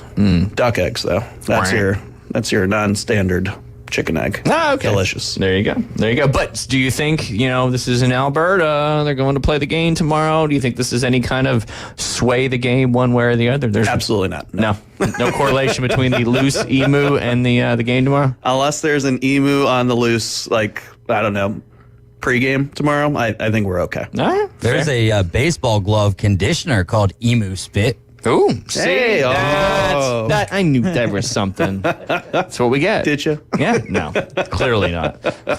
But yeah, you got to be careful with emus. Yeah. Angry birds. Just fair words of warning. Yeah. That's all. No, so that's what was in the game. Emus. Angry birds, yes, emus. Those were not whatever you thought. They were emus. They definitely do look like dinosaurs, though. Oh yeah, especially up close. Their eyes and beak. Oof, scary. I wouldn't want to run across one, but again, the moose. They're fast though. I know ostriches are fast, but are emus fast as well? I have no idea. You would think they're similar. I like how Ostrich can run very fast. We've spun off into emu expert territory for this segment. That's usually how this goes. They can get up to 31 miles per hour. Wow. That's terrifying. Oh, man. Wait, how fast can a gator go? In bursts, it can go pretty fast. It's just, I told Jay, you got to go side to side. They're not the Serpentine, fastest right? side to side. Yeah, Yep. they can't track you. Yep. I feel like or just emu- run around a circle. They don't come back to their front. Makes sense. Go ahead, David. You got 20 miles an hour in water. Oh, okay. Which, Wait. No, inland, I think they got some pop too. Yeah. Again, this is one of those, I got to read a little bit deeper, but I'm seeing somewhere where it says 35 miles an hour. See, I thought they had a short burst that's very scary. Yeah. I thought they close in on you quick. So Yeah. it's like, But again, if you give them the old whoop-de-doo, give them a little juke. Give them the icky shuffle. Yeah, you can get out of the way fast. I don't try that. Don't test that theory out. Well, I mean, what if you're in that situation? I'm going to. I'm going to run right around back to her. Not going to do one of those, hey, just be quiet, pretend like we're not here. No. Yeah, no. No, brother. No. Next thing you know, I'm going to have to go Steve Irwin on him, and then I'm done. Yeah. Stingrays, rest in peace, Steve. Too soon. It's just wild that the stingray got him. Yeah. Yeah. But not wild that a animal ended up being True. what took him out. Yeah. Given the field of work. The he was game in. over. Yeah. Yeah. Yep. The irony. All right, this is a little topical. Boston is in the title of this. Hey. Drift bottle launched in 1961 washes up near Boston. This is from yesterday. A message in a bottle. Good to see that still exists. The police? Yes. There you go. Message in a bottle launched from an island in between the United States and Canada turned up 63 years later near Boston. Fisheries and Oceans Canada Maritime said in a social media post that the bottle with a note inside was a drift bottle used to track surface currents. Starting in 1922, researchers tracked surface currents by releasing bottles into the ocean, relying on people to let them know when and where the bottles were found. This old school technology only helped researchers understand the recovery locations and dates, FOC Maritime said. The bottle, one of 5 launched in 1961 from Machias Seal Island, a disputed island. What's disputed island mean? A disputed island in the Bay of Fundy. Sounds like a good place. Was found recently on the northern tip of Cape Cod. The bottle containing a note promising a $1 reward if the finder reported the bottle's location to researchers. It was unclear whether the offer remains valid. I love how this was their system back in the day where you're like, you know what? dollar reward. I was waiting to hear it would be honor system. A bunch of researchers like, no, we're going to throw out these bottles. It's like what's the insurance commercial where he's got the dollar and he's fishing with the dollar. Oh, and he's like, oh, you almost got it. That's like what this bottle reminds me of. But no, that's a scientific process of being able to track currents and ocean patterns and all that. No, we're just going to throw out some bottles and hopefully people will get back to us. The honor system, I like that. 1961, which on the surface doesn't seem like that long ago, but then when you do the math, you're like, ooh, that was like a long time ago. Yeah, that's 39 plus 24, quick math. 60 something. 63 years. Mm-hmm. There you go.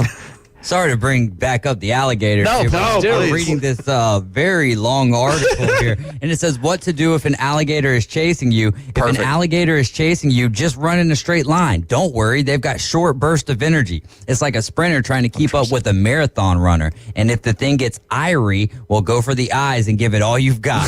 Remember, no alligators were harmed in the making of this answer.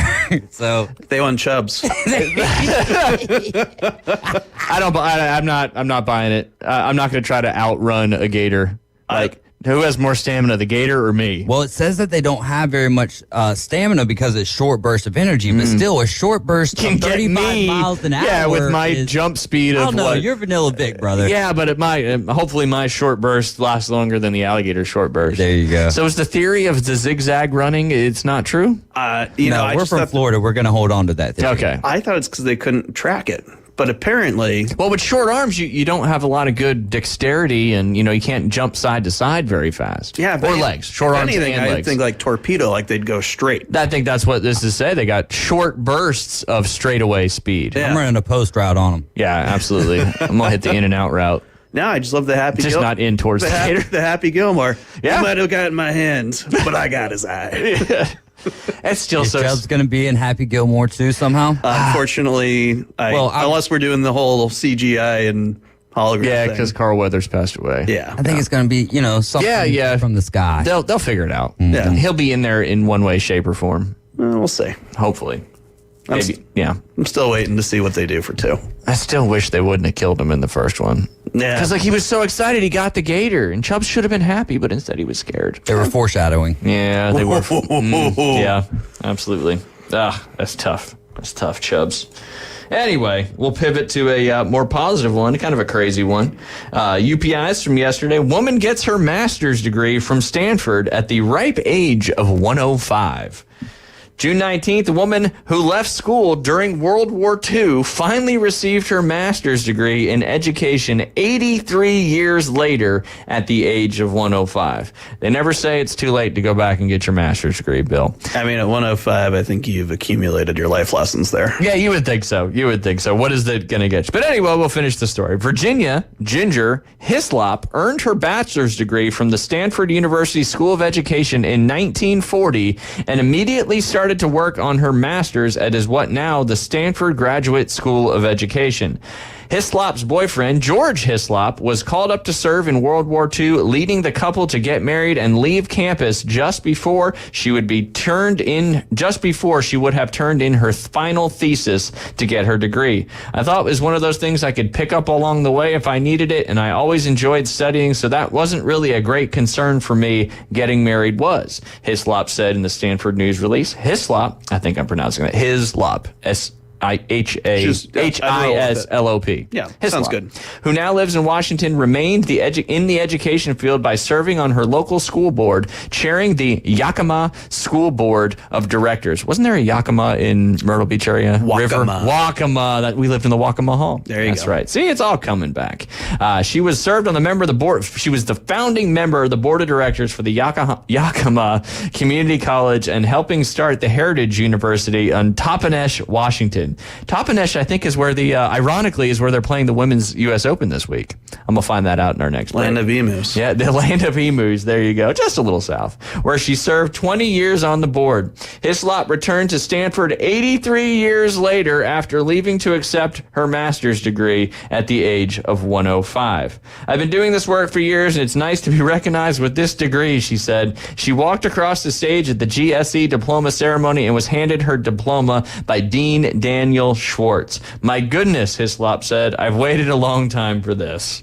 And that's the end of the story. They'll feel good story. That's a feel good one. Yeah, absolutely. Don't know what she's going to do with it, but she started. She didn't want to not finish what she started. That's for sure. Kept her going. Yeah, absolutely. But yeah, I think the U.S. Women's Open is in that particular city, if I'm not mistaken. I don't know what the name of the golf course is, but U.S. Women's Open's going on this week. Nice. Yeah. Fun fact. There's a lot of good ones in here today, that's for sure. All right, how about this one? Watch believed to have been eaten by a cow turns up 50 years later. A lot of long periods of time in between these stories. I was going to say. Bottle washing up, master's degree 83 years later. Watch that we thought was eaten by a cow, reunited 50 years later. This is from 2 days ago. A British farmer was reunited with his Rolex watch 50 years after it was believed to become a meal for a hungry cow. James Steele, 95, 105. We just got all sorts of people. James Steele, 95, who said he bought the Rolex shortly after his 21st birthday in 1950, but he lost it about 20 years later while working on his Shropshire, England farm. I probably butchered that too. All these stories have just crazy words, and I don't like it. It's one of the best parts about radio is you can probably butcher the pronunciation of something, and I don't know. Our people would correct me pretty quick. That's for sure. I'm sure there's a big English audience. Steele said he searched the fields for the watch, but his only lead was a nearby cow. The cow could have eaten it with a mouthful of grass, the vet said. The watch now resurfaced 50 years later after Steele's son gave treasure hunt Liam King permission to use his metal detector to search for old coins on his property. It was unclear whether the watch, which now has a green tint to his face, indeed passed through the bovine's digestive tract. He was quite pleased because I never thought I would see that watch again, Steele said. But I have got it now, and I have half the bracelet. The other half must have disintegrated. He said the watch is not in working order, but it did avoid rusting over the years. Steele said he does not plan to have the watch repaired, as is a costly endeavor, but he is glad to have his keepsake back. How long do you think an average lifespan for a cow is? It depends on what type of cow they are. Are they a dairy cow or are they a beef cow? Let's just go with the Google. AI overview. Come on. He's got it. Average lifespan for a cow, 22 years. Ooh. You got it right there, Bill, too? Yep. Okay. Yeah. I've got it up as well. So, I mean, you're right in between. Yeah. I would say it says for this 15 to 20 years and sometimes longer. So your 22 isn't that far. Is that what you had, David? AI says 20 to 30 years, and then underneath that it says between 15 to 20 years. God, that's what I said. It's like I posted about the pink dolphin picture yesterday, right? I talked about it on the air. I still see people sharing it, and it's from all over the place. It's the same thing, this AI stuff. It's making it more difficult to find out what's the reality and what's true or not, or are they just telling you what they want you to hear? Misinformation. Is there any real information? Maybe. But anyway, if it's a beef cow, I mean, I'm going to say that lifespan drives down a little bit. This must be just lifespan for a cow that is part of a farm or a pasture that has nothing to do with being butchered and eaten. Still, you don't go digging for your watch. You just think the cow eats it. That's it. Game over. I'd like to think he gave a little more effort than that, but, not being there, I don't really know. Yeah, it's a farm. Yeah, if you had a farm. The fact that he's Old MacDonald. Had a farm. Well, if you had a farm and you were like having cows to eat, I mean, 15 to 20 years, that's a long time to wait. I know. That's why I think there's probably a little shorter lifespan for the cattle. Would you start like kind of getting attached to it at 15 to 20 years? It's like, That's a long time to have a cow. Yeah, absolutely. You need to name it. And you got to have the cycle. You have one that you wait and let that beef cure real good. Feed it the grass, massage it, Kobe beef, all that good stuff. Red meat is in fact good for you. Name them Wagyu. Wagyu. Steak tonight. Yeah, I mean, it kind of makes sense. Steak here in 2 minutes, maybe. I don't know. There we go. I don't know. But yeah, so some interesting stuff there. A lot of time passed by, and that was kind of the theme of the Afternoon Delight debrief today. I like the message in the bottle. Yeah, the message in the bottle is good. We learned a little bit about how they used to determine what the currents were for oceans, and, something can survive that long. Yep. Impressed that the cattle farmer had his farm for that long. Also a good point. Must have been doing well. He must have. Or not. but wanted to keep his hung on to it. Yeah, well, it is what it is. But yeah, good stuff. Good stuff. I don't really have anything else. I want to dive into this one just because I want to educate some people on it, and it has to do with golf and sandbagging and that kind of stuff. And with Jay not being here, we're going to have to do our pick 'em, and I'll let you pick for him later on here in the show. For the Copa. Or, we do a weekly pick 'em. We've been doing it forever, and it's kind of redundant at this point because David's so far ahead. But we've determined that we're just going to keep doing a weekly pick.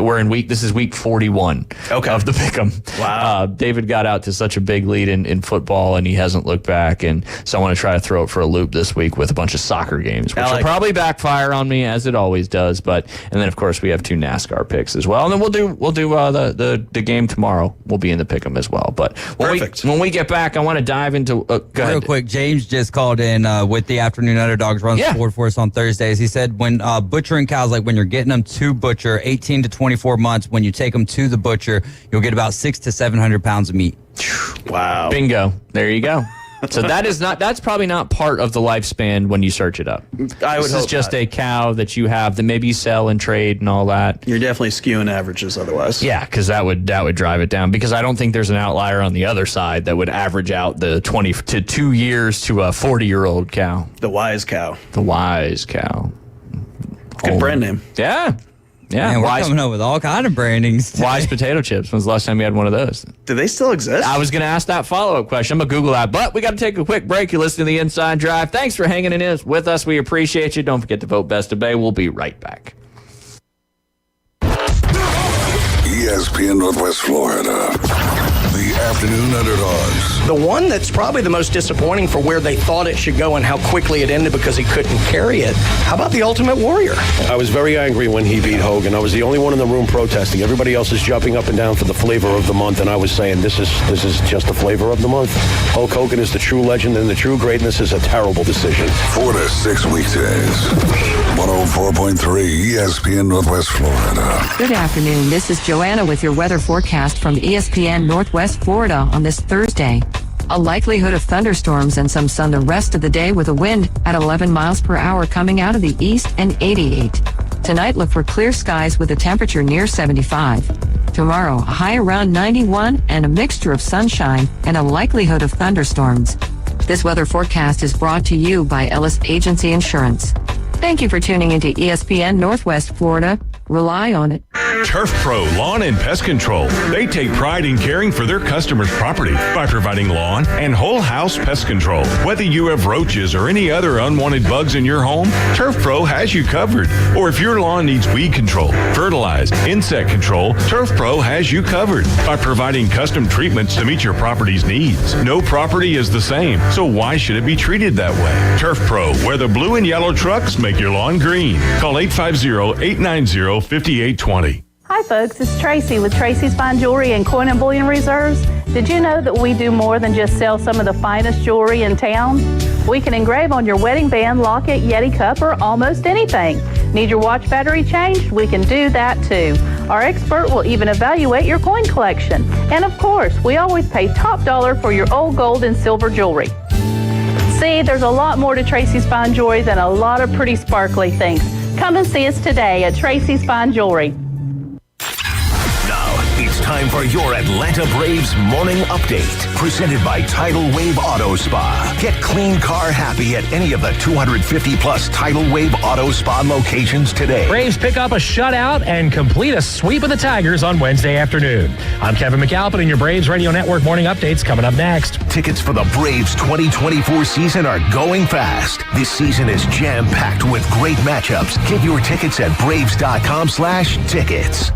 Wednesday afternoon in front of north of 36,000 at Truist Park. It was the Braves completing a 3-game sweep of the Tigers, taking the finale by a score of 7-0. Braves got a run in the second on an RBI single from Ozzie Albies, his 35th of the year.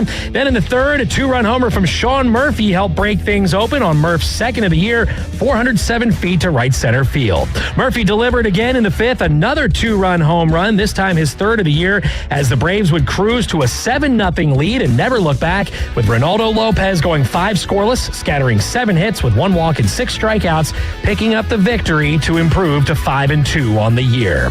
Braves will now enjoy a night off tonight before a 3-game series in the Bronx against the Yankees kicks off tomorrow night. And as always, hear the call of the Braves and Bombers live from Yankee Stadium right here on the Atlanta Braves Radio Network. First pitch of Game 1 is set for 7:05 p.m. Eastern. I'm Kevin McAlpin, and this has been your Braves Radio Network Morning Update. Welcome to the Inside Drive, the next big thing. It's a big, huge, giant deal. Sports betting, huge reactions, your calls and real-time coverage of the stories you're following. Broadcasting from the Bill Kramer Chevrolet Buick GMC and Kramer Marine Outdoor Studios on ESPN Northwest Florida.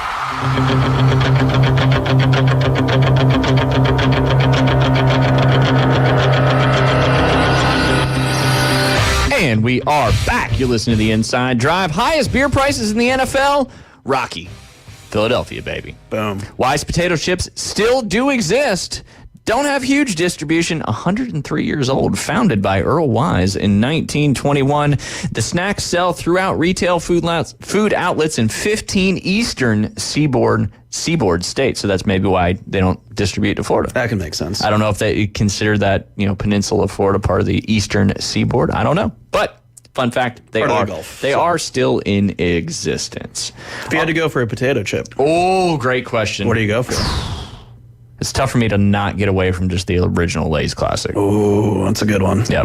David loves all the crazy flavors, so he's going to say like something fun. I mean, if we're going with Lay's as the brand, then it's any salt and vinegar or dill pickle. Out of those two. The salt and vinegar Lay's is classic. Fantastic. It's a classic. Yeah. Doritos, if we're going with classic, then I'll go with Cool Ranch. And then, but my favorite of all time, and I don't even know if they make them anymore, was that like baby blue bag, like the Buffalo Ranch or whatever. I remember that one. I don't think they make, because they keep changing them to all these other ones. Now you got those really good ones, which are the Flamin' Hot Cool Ranch. Oh, those ones, they're so good. You can't stop eating. It's that Red 40, baby. But my favorite of all time, probably going to be the Flamin' Hot jalapeno, not Flamin' Hot, the jalapeno Cheetos. Yeah. Yep. Kids are big fans. The kids like the those Flamin' Hot fries too. Yeah, those are good those too. Look at you. Yep.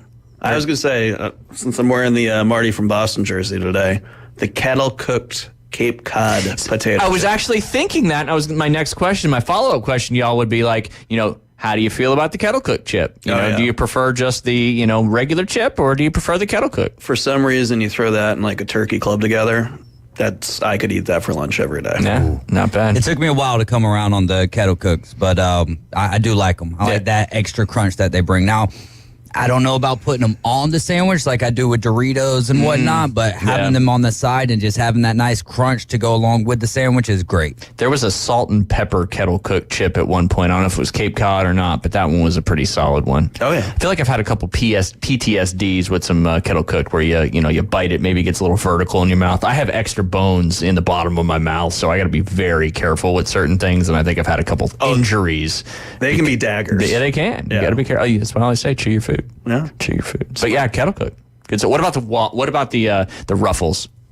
Oh, the ridges? The ridges. Ruffles got ridges. Yeah, they do. Those are like sneaky under the radar, like good dip chip. It's because they're solid. They give you a little more, the word, just when you stick a regular chip in a dip and you always try to bite off a little more you can chew. No pun intended. Instead of just getting a little and knowing you're going to come out of it safe, you go a little deeper and then you break it off in there. And then you got to get another chip to try to fish it out with. And then you break that and it's just a whole disaster. Yeah. And you've ruined 4th of July. Train wreck. Yeah. Look what you did. Yep, absolutely. And now everybody doesn't want to talk to you anymore. You got to make an entire new dip because, you ruined it. Yeah, but, 12 o'clock hour, talking chips, lunch. Ooh. I'm getting hungry. Yeah. But yeah, you have to almost have a Ruffles chip to dip. I think so. What about scoops? Do you just prefer the regular tortilla chip, or do you have to have a scoop for dip specifically? I like the idea of the scoop, but yeah, I'm fine for a tortilla chip. Just either one. I'm good. Absolutely. They got those Catalina chips now too, the Tostitos ones. I don't know if you had one. A little thinner, not as thick as the other ones. They're pretty. Cantina. Sorry, I was thinking the Catalina wine mix. There. Yep. The effing Catalina wine mixer. Absolutely. Classic. I did watch about 3/4 of Due Date last night. Oh, nice. I've already seen it. Yeah, but you hadn't seen it in a while. Yeah. It's a good one. Well, because I was going to watch Hangover. Because it's been a while since I've seen that. Man. And I was like, well, like Ryan's watched the movies so I'll do what, I'll do my due diligence and watch Due Date. We watched a couple comedians last night. We got away from the stupid romantic, not even romantic, like the reality show nonsense shows like Perfect Match and stuff like that. Make you feel better about your life. But we watched Tom, I forget the guy's last name, but he was really, I think he's a newer guy, but he's really good. I forget his last name. But anyway, that's neither here nor there. I wanted to talk a little bit about sports, and this has to do with golf. And it's one of those things, handicaps, right, are something, especially at clubs where you got a lot of members and you do a lot of member tournaments. You always got people that, aren't posting their handicaps or sandbagging or, posting higher scores than they should have, posting lower scores they should have, depending on how it looks. Well, a computer algorithm data has revealed what the frequency of what a certain round you should shoot however many times it should be. So, for example, a 10 handicap, how often should they shoot even par or 72 for the number? How often do you think a 10 handicap should shoot even par or 72? Like, how many are we going at? Like 1 out of 10? Or No, years. Oh, years. Okay, there we go. Or months.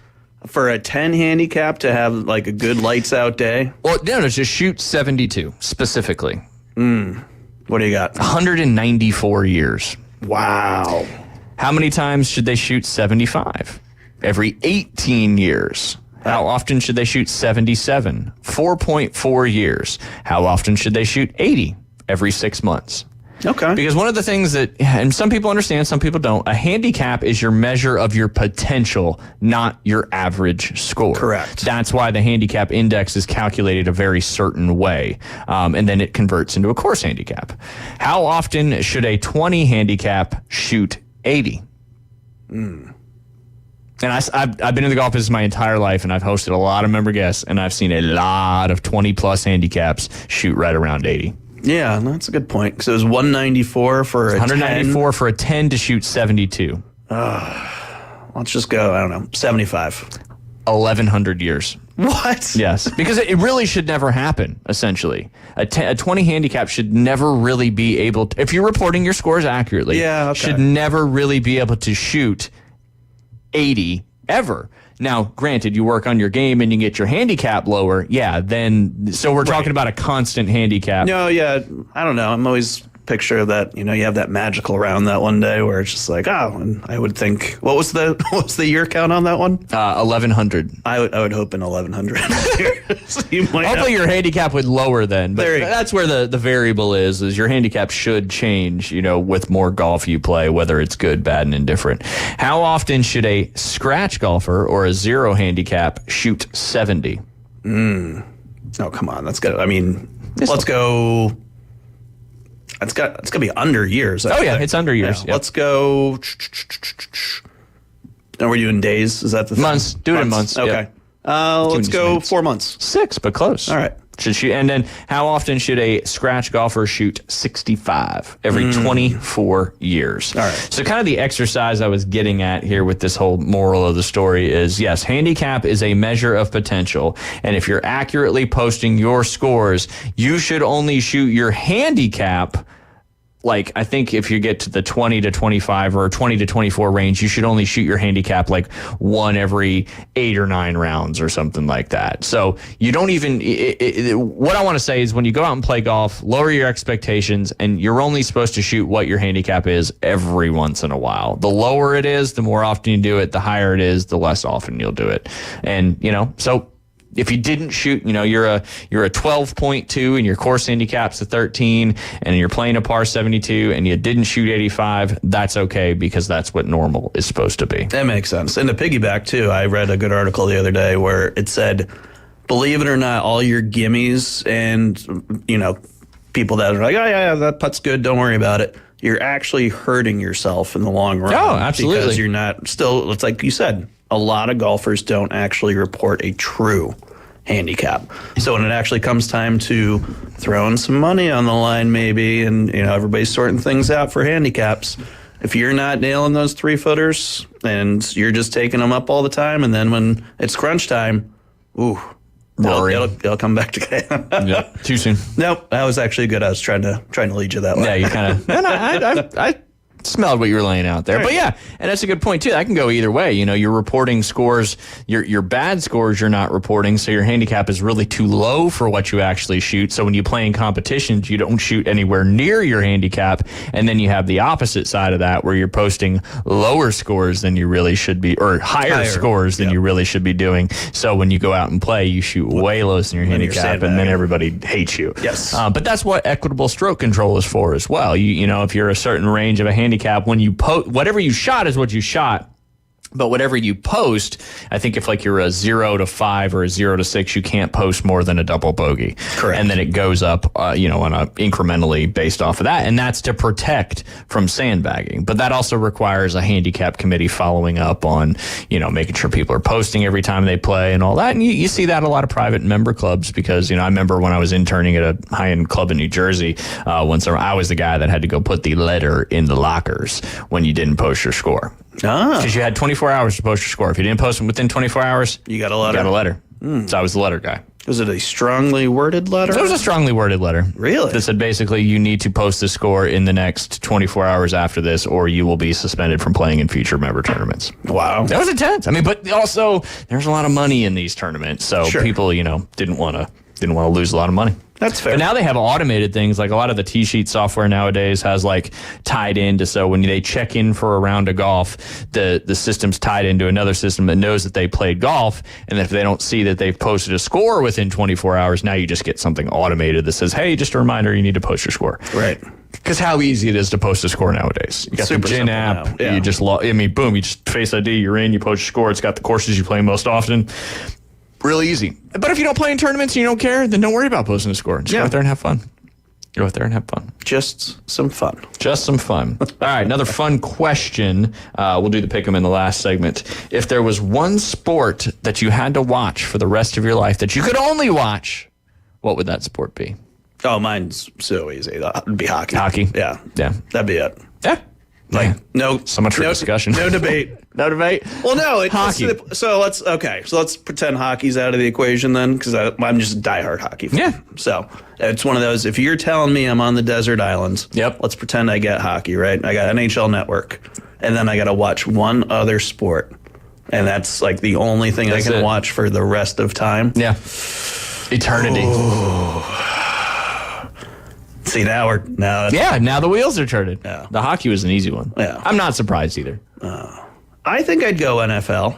But you know what the troubling part is NFL is such a condensed, small number of games. So if you're a sports fan and you're only able to watch that one thing for the rest of your days, are you looking for quantity at that point? Because then you just go baseball. And throw time out the window. Okay. Because that would change things for sure. I think just for pure enjoyment factor. And are we going for a league, or are we going for the sport itself? The league. The league. Because I think I know what David's answer is going to be. All right. I'd stick with NFL just for the fact that unless anything, for rules and everything else all falls apart over the next 10, 20 years between CTE studies, all that other thing, and, who knows, maybe it'll be flag football eventually anyway. But if I could get the product that I've pretty much had in the past 20 years, I think I'd go NFL. Yeah. There you go. There you go. What about you, David Hayes? One sport, rest of your life, that's the only one you can watch. Man. What are you going with? And take time out, take the seasons and the actual time out of the equation. Cricket, man. Cricket, yeah. No. Hey, everybody loves a good wicket. Oh, man. One sport, it's so tough because honestly, the longer that I've been watching hockey, I just don't think that there's another sport that honestly compares as the to entertainment value. Exactly. You've got fighting. It's fast paced. The fact that America isn't all over a sport like hockey is wild to me. Stupid Canadians. Well, I've never really quite understood that. I think, going to a game really helps unlock that love for the game. Obviously, football and what it brings, and just I think if football was a longer season, I don't know if it's as loved, but because it's 12 games, like it's appointment setting, you got to be there. You miss a baseball game, okay, you can miss 81 baseball games and you probably don't even notice anything. You know what I mean? So one sport, I got to go with my first love is baseball, but honestly, like I can't say that I have as much fun. Baseball is a great sport for me to just kind of have in the background. You know, I can look up, watch, whatever, and read a box score and know exactly what went down, you know. With football, though, and if I have to choose out of the two, being from where I'm from, man, it's got to be college football. I just don't think that there's I would say that I follow... I don't know. I try to keep up with as much all as I sports possibly can. Yeah. But with NFL and college football, you know, NFL's got the fantasy side of things, but just with college football, man, the pageantry, the tradition, and a lot of that is changing. So it's kind of maybe my focus or my love is coming closer to the NFL. Yeah. But I would have to go at this point in time college football because that was maybe my second love, if you will. Yeah, no, and I think I ain't got no other teams tattooed on my body, so that's it. I got that Alabama A. That's a fair point. That is a fair point. A lot of people agree with you. College football. Kyle Albritton said best event World Cup, but I'd only want to watch that. You know, one of the World Cups going on. Caveman Rick said hockey. Only answer. A lot of people said college football unanimously. I think. Growing up, I would have said hockey, but since I've come south, Coastal Carolina, diving into Auburn, going to FSU games, been to South Carolina games, I just for the entertainment and just the energy and the emotion, I would probably have to go with college football. Where I'm at right now in life. So you guys have tailgated both events, right? I've never been to an NFL tailgate. Yeah. But you all have, right? Mm-hmm. You've been to NFL, you've been to college football tailgates. Which tailgating experience would you say was better? Oh, college football in a landslide for me, except there's one outlier. Buffalo Bills? No. Oh, I'm sorry. Are we NFL or... No, he was asking which one was better, college or NFL. For your personal experience. College all the way. Yeah, no doubt. It's just because it's... I'd love to go to a Buffalo Bills. It's consistent from like each place has their own massive tailgate and it's just a little bit different. But yeah, NFL is just... I would say I went to a Giants... Been to a few Giants games when I was up there and, it's just a different style tailgating. It's a more, adult tailgate. That makes sense. Whereas obviously college, you've got, college kids and obviously adults as well. But yeah, I think college hands down. But yeah, I would love to go to a Buffalo Bills tailgate or a Green Bay Packers tailgate. Ooh, Packers tailgate. Yeah. I would say I'm good on Bills Mafia, being a Pats fan. Yeah, I don't that's think true. I'd be the most welcome of guests up in the old Buffalo. Yeah. I'll say this, though.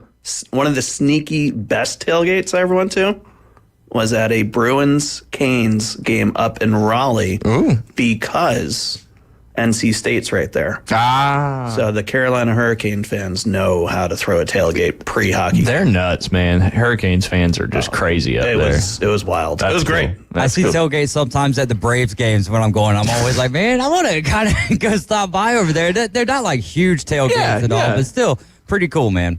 It's just, and that's what makes, I think that's what makes college football just, why it's picked by so many people as their favorite sport, because it's not just the game, it's everything else that goes along with it. It's all day. Yeah. It's college game day for a reason. Yeah, no, absolutely. And it's right around the corner, so to speak. But we got to take our last break of this Thursday. You're listening to The Inside Drive live here on ESPN Northwest Florida.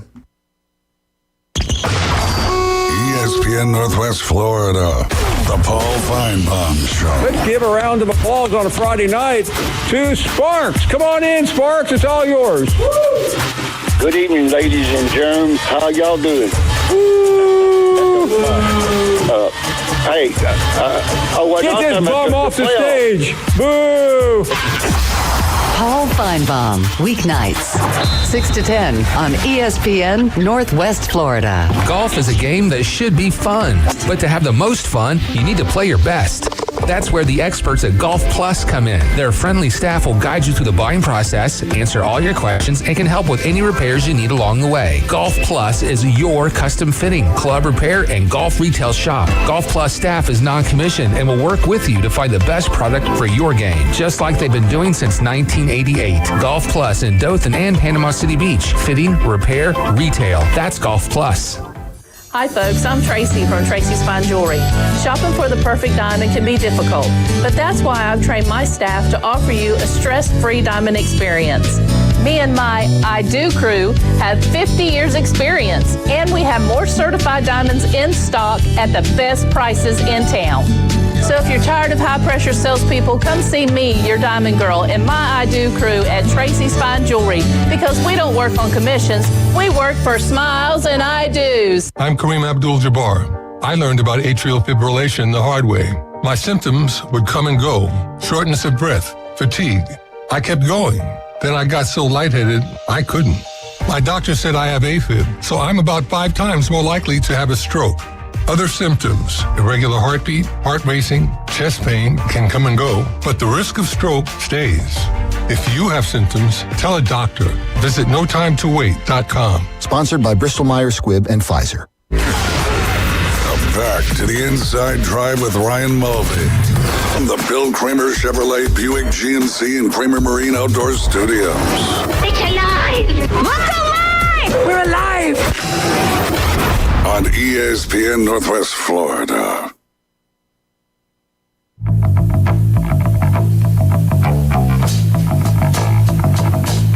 And welcome back. You're listening to the Inside Drive live here on ESPN Northwest Florida. Before we jump into our pick'em, David had a good question for us. David, why don't you ask and we'll give you an answer and then we'll let you go third. All right. So, we were talking about NFL and all that good stuff. And with college football, I think this would be a little bit more difficult. It's still a fun conversation, but with the NFL, we've all got our favorite teams. That's great, but there's still so many iconic matchups, iconic stadiums. So if you guys could pick any game to go to between two teams, but your team could not be a part of said game, who would you go see and where would you go? Ooh. So wait, are we going 2 locations or 2 teams? No, one location, 2 teams here. So you would get the matchup that you would want to see. So like Chiefs, Packers, and where would you rather see that in Arrowhead or Lambeau? I gotcha. The home team needs to be at their home stadium, not just a random stadium. But yeah, the 2 teams that you would like to see. What is the most, like, for me, I think it would be the Chiefs and the Packers in Green Bay. Okay. In Green Bay. But there's something about the Detroit Lions right now that makes me want to kind of go see them, you know? I know. That'd be kind of cool, too. And to visit the link would be awesome. And I said to Bill, I said, I don't like my answer, but it's my answer. And I same as you, I would say it would be the Chiefs and the Bills at Arrowhead Stadium. Ooh, okay. As much as I don't like the Chiefs, I just would love to see the game day experience there. One of the loudest stadiums in football. I know it's an older stadium. Tailgate's got to be awesome. It's out there kind of by itself. But to have the Bills come in this day and age right now. Yeah, okay. Yeah. No, perfect. Because I think if we're going for present day, and I'm a little skewed on it too, because I laughed when you said this question. I immediately always think, like, if you're going to a game, not only who you're going to see match up, but where you're going. Yeah. Because that's always part of the trip, right? If Definitely. you're going to a game, maybe you're going to go, party it up a little bit and do something else. I would actually go for the Miami Dolphins and the Buffalo Bills right now, but down in Miami. Ooh, okay. Because I think Hard Rock Stadium. Yeah, hit up some South Beach time after that, make it a whole trip. And I mean, Miami Buffalo has been for the past few years, and especially since my Pats have started the circle to drain. I think for the AFC East, like, I'd still love to go down to Miami, and I always enjoy that fact too, because that's kind of hate watching both teams. Yeah. So, just fun that way. But I think that'd be my answer right now, especially being the newer Florida native. Yeah, no, definitely. There's a close second for me as well, and I think I'd like to see the Cowboys play the Eagles in Philadelphia, and me, like, just not even, like, have to worry about anything. Just you're there, and you don't have to worry about somebody yelling at you or something like that. It'd just be fun to see that atmosphere because it's crazy. Coach Old says 49ers versus Cowboys. I want to see the stadium. Yeah, see, that would be but that was my team. Yeah, I'd Yeah. still love to see a game there just to see that facility. I've heard it's magnificent. Yeah. And I have never been one to say, like, you got to go just for the stadium itself. Like, I know, like, going to Lambeau is like the pilgrimage for a lot of, like, diehard NFL fans. And sure, sounds great. But at the same time, like, are you going all the way up to Green Bay? Yeah.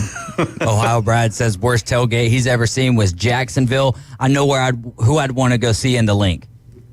Eagles hosting the Dolphins. 2 Bama quarterbacks. Oh, there you go. Bama quarterback and Jalen Hurts. Yeah. Let me go see my definitely. guys. Yeah, Jacksonville. I've been to 2 Jacksonville games where the Niners played them, and the Niners tailgating was bigger than the Jacksonville tailgating. But I think that's going to keep moving up. They're getting better. They're about to do this big renovation on the stadium, so they're putting a concerted effort into getting it better over there. That's true. They do. They are on the upward trajectory compared to many moons ago. Yep. Being the London Jaguars. I think they're playing, twice over there this year? I think so. Something like that. But I guess the renovations start at the end of this season coming up. Good for the Jacks. Yeah, there you go. But yeah, we got to do our pick'em here real quick. We don't technically, but we're going to because I thought Jay was going to be here today. I know he's definitely not going to be here tomorrow, but we'll knock it out today, and that'll leave tomorrow completely open for whatever the heck we want to talk about. But we're going to start with tomorrow night's game, Game 6, Alberta, Edmonton. Season on the line. Kind of, I don't want to say for both teams, but for the Edmonton Oilers, no doubt, they obviously have the momentum. They've scored 13 goals in the last 2 games. It always starts with Jay, and we go round table from there. What do you got, Panthers or Oilers? Well, since I've been fantastic on my picks so far, I'm going to go with Oilers, just for the reverse jinx. Yeah, you get them there, and get the Panthers to win. But I do think the Oilers are going to win tomorrow night, or at least if they don't, it's going to be a hell of a game. I hope so. I just hope it's not a game that gets out of hand. And either way, it just loses its momentum. Yeah, either way. Yeah. I've been off in the last 2 games picking Florida both times, I believe. So I'm going to go with Edmonton in this game as well, mainly just because Game 7 in the Stanley Cup Final would be outrageous, and it's going to be not right here, but down there in Sunrise, Florida. Give those Florida fans another opportunity to kind of get loud there. I think it's going to be raucous in Edmonton. So let me get the Oilers by 1 in overtime. We need an overtime game, and we only got potentially 1 left, maybe 2. But yeah, for the opposite reasons you guys did, I'm going to take the Florida Panthers so that hopefully the Panthers lose and the Oilers win, and then we get a Game 7, and then Florida wins that one in overtime because that would be awesome. I think everyone who bets feels like they're every time you bet, you're reversing. You don't remember the wins as much as you do the losses. Like last night, I put a little 4-leg parlay in baseball. Yep. Houston Astros win, and then the Dodgers and the Rockies, and of course the Rockies win. It's like, all right, man, whatever. Like I'm done. I'm done. And then I'll be back at it tonight. Exactly. Oh, you know what? This looks good. I think I got this one tonight. That's the worst. I feel so confident every single time, man. This 15-leg parlay looks great. Yeah. Oh yeah, all these teams should win. Yeah. You never know. Sports. It makes it fun, that's for sure.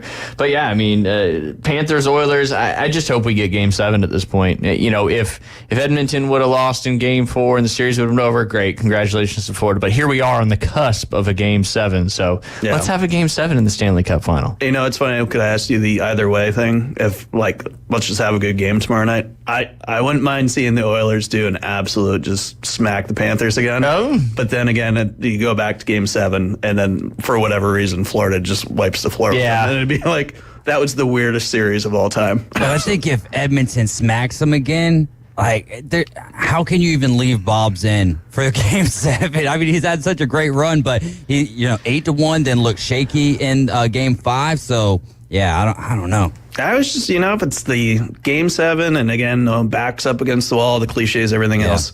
I think it comes down to coaching that point. If it's in Game 7 and it's 1 game, it's just like you get your team settled and it's like, it's 1 game. This is it. Yeah. This is it. It's 1 game. Yep. Don't worry about everything else. You just got to win tonight. That's it. And maybe that's what the Oilers coach, I always forget, Knobloch, right? Yeah.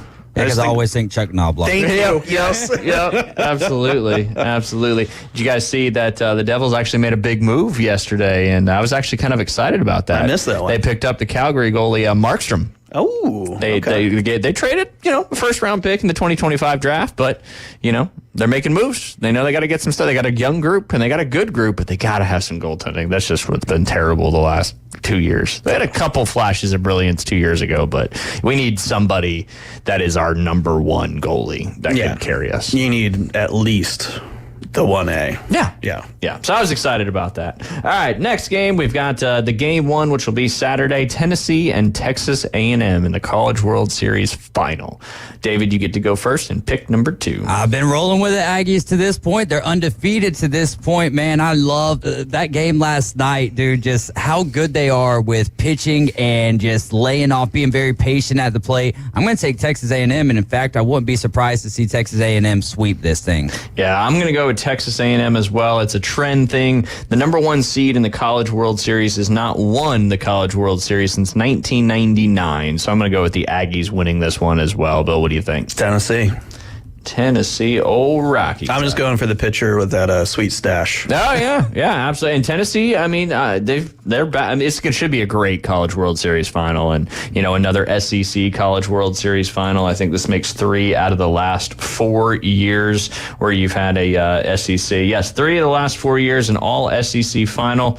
The only exception to that was the soon-to-be SEC Oklahoma, which will be in the SEC next year, and then of course Oklahoma's won 4 straight College World Series softball titles. So that's right. A lot more power coming into the SEC than there was already in there, that's for sure. All right, next, we're going to jump right into something we probably don't know a whole lot about, but it's just a 50-50 shot. We're going to pick the Copa America games all the way through Sunday. That starts tonight with the sellout game up there at Mercedes-Benz Stadium. First pick, that's Argentina and Canada. I got to go with Lionel Messi and the Argentina blue and white. I think you got to go Argentina as well. Right. I'm going to be dubbed the Bola de Cristal since my football limited knowledge is probably on par with Jay's hockey knowledge. I'm going to say your football knowledge is maybe a smidge better Just than a scooch? Yeah, I would say. When you say something like Bola da Cristal or whatever. Yeah. Crystal ball in Spanish. No, Yeah. I know that. But Okay, good.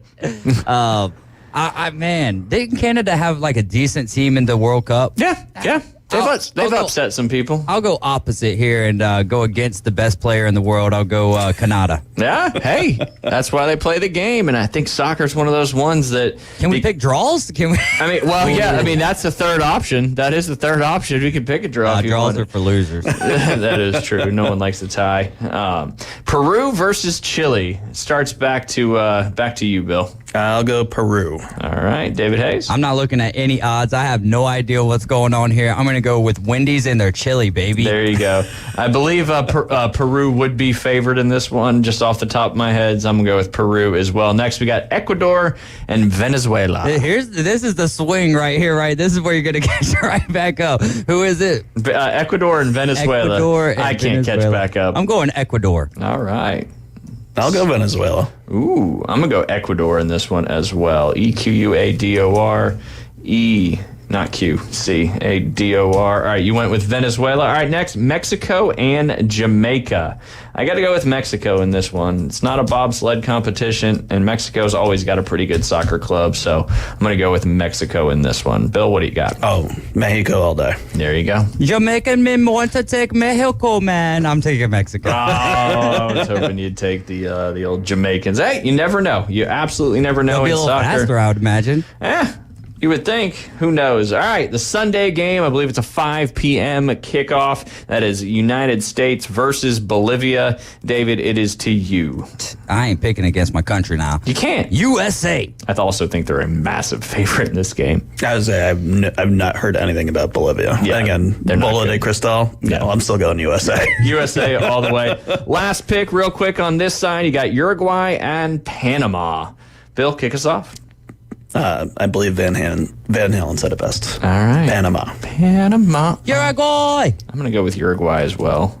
Uruguay. All right. We got the steady NASCAR picks in there. We always do a winner NASCAR pick as well. David, I'll let you go first on this one. You got Christopher Bell, Martin Truex, Denny Hamlin, Kyle Larson, Ryan Blaney, Joey Logano, Chase Elliott, William Byron are all kind of favorites in the particular race. Again, anything can happen, but I just want to throw some names out I don't there even know for you. where we're Perfect. at. I'll go Billy Byron. Iowa, I believe. All right. You are going William Byron.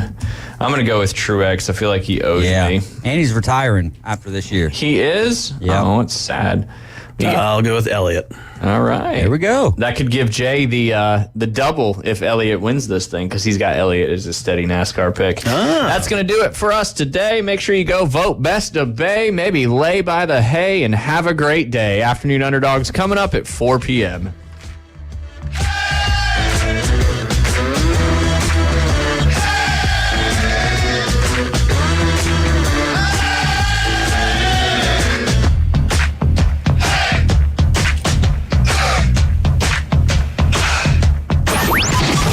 ESPN Northwest Florida. Here's what's happening. Hey guys, we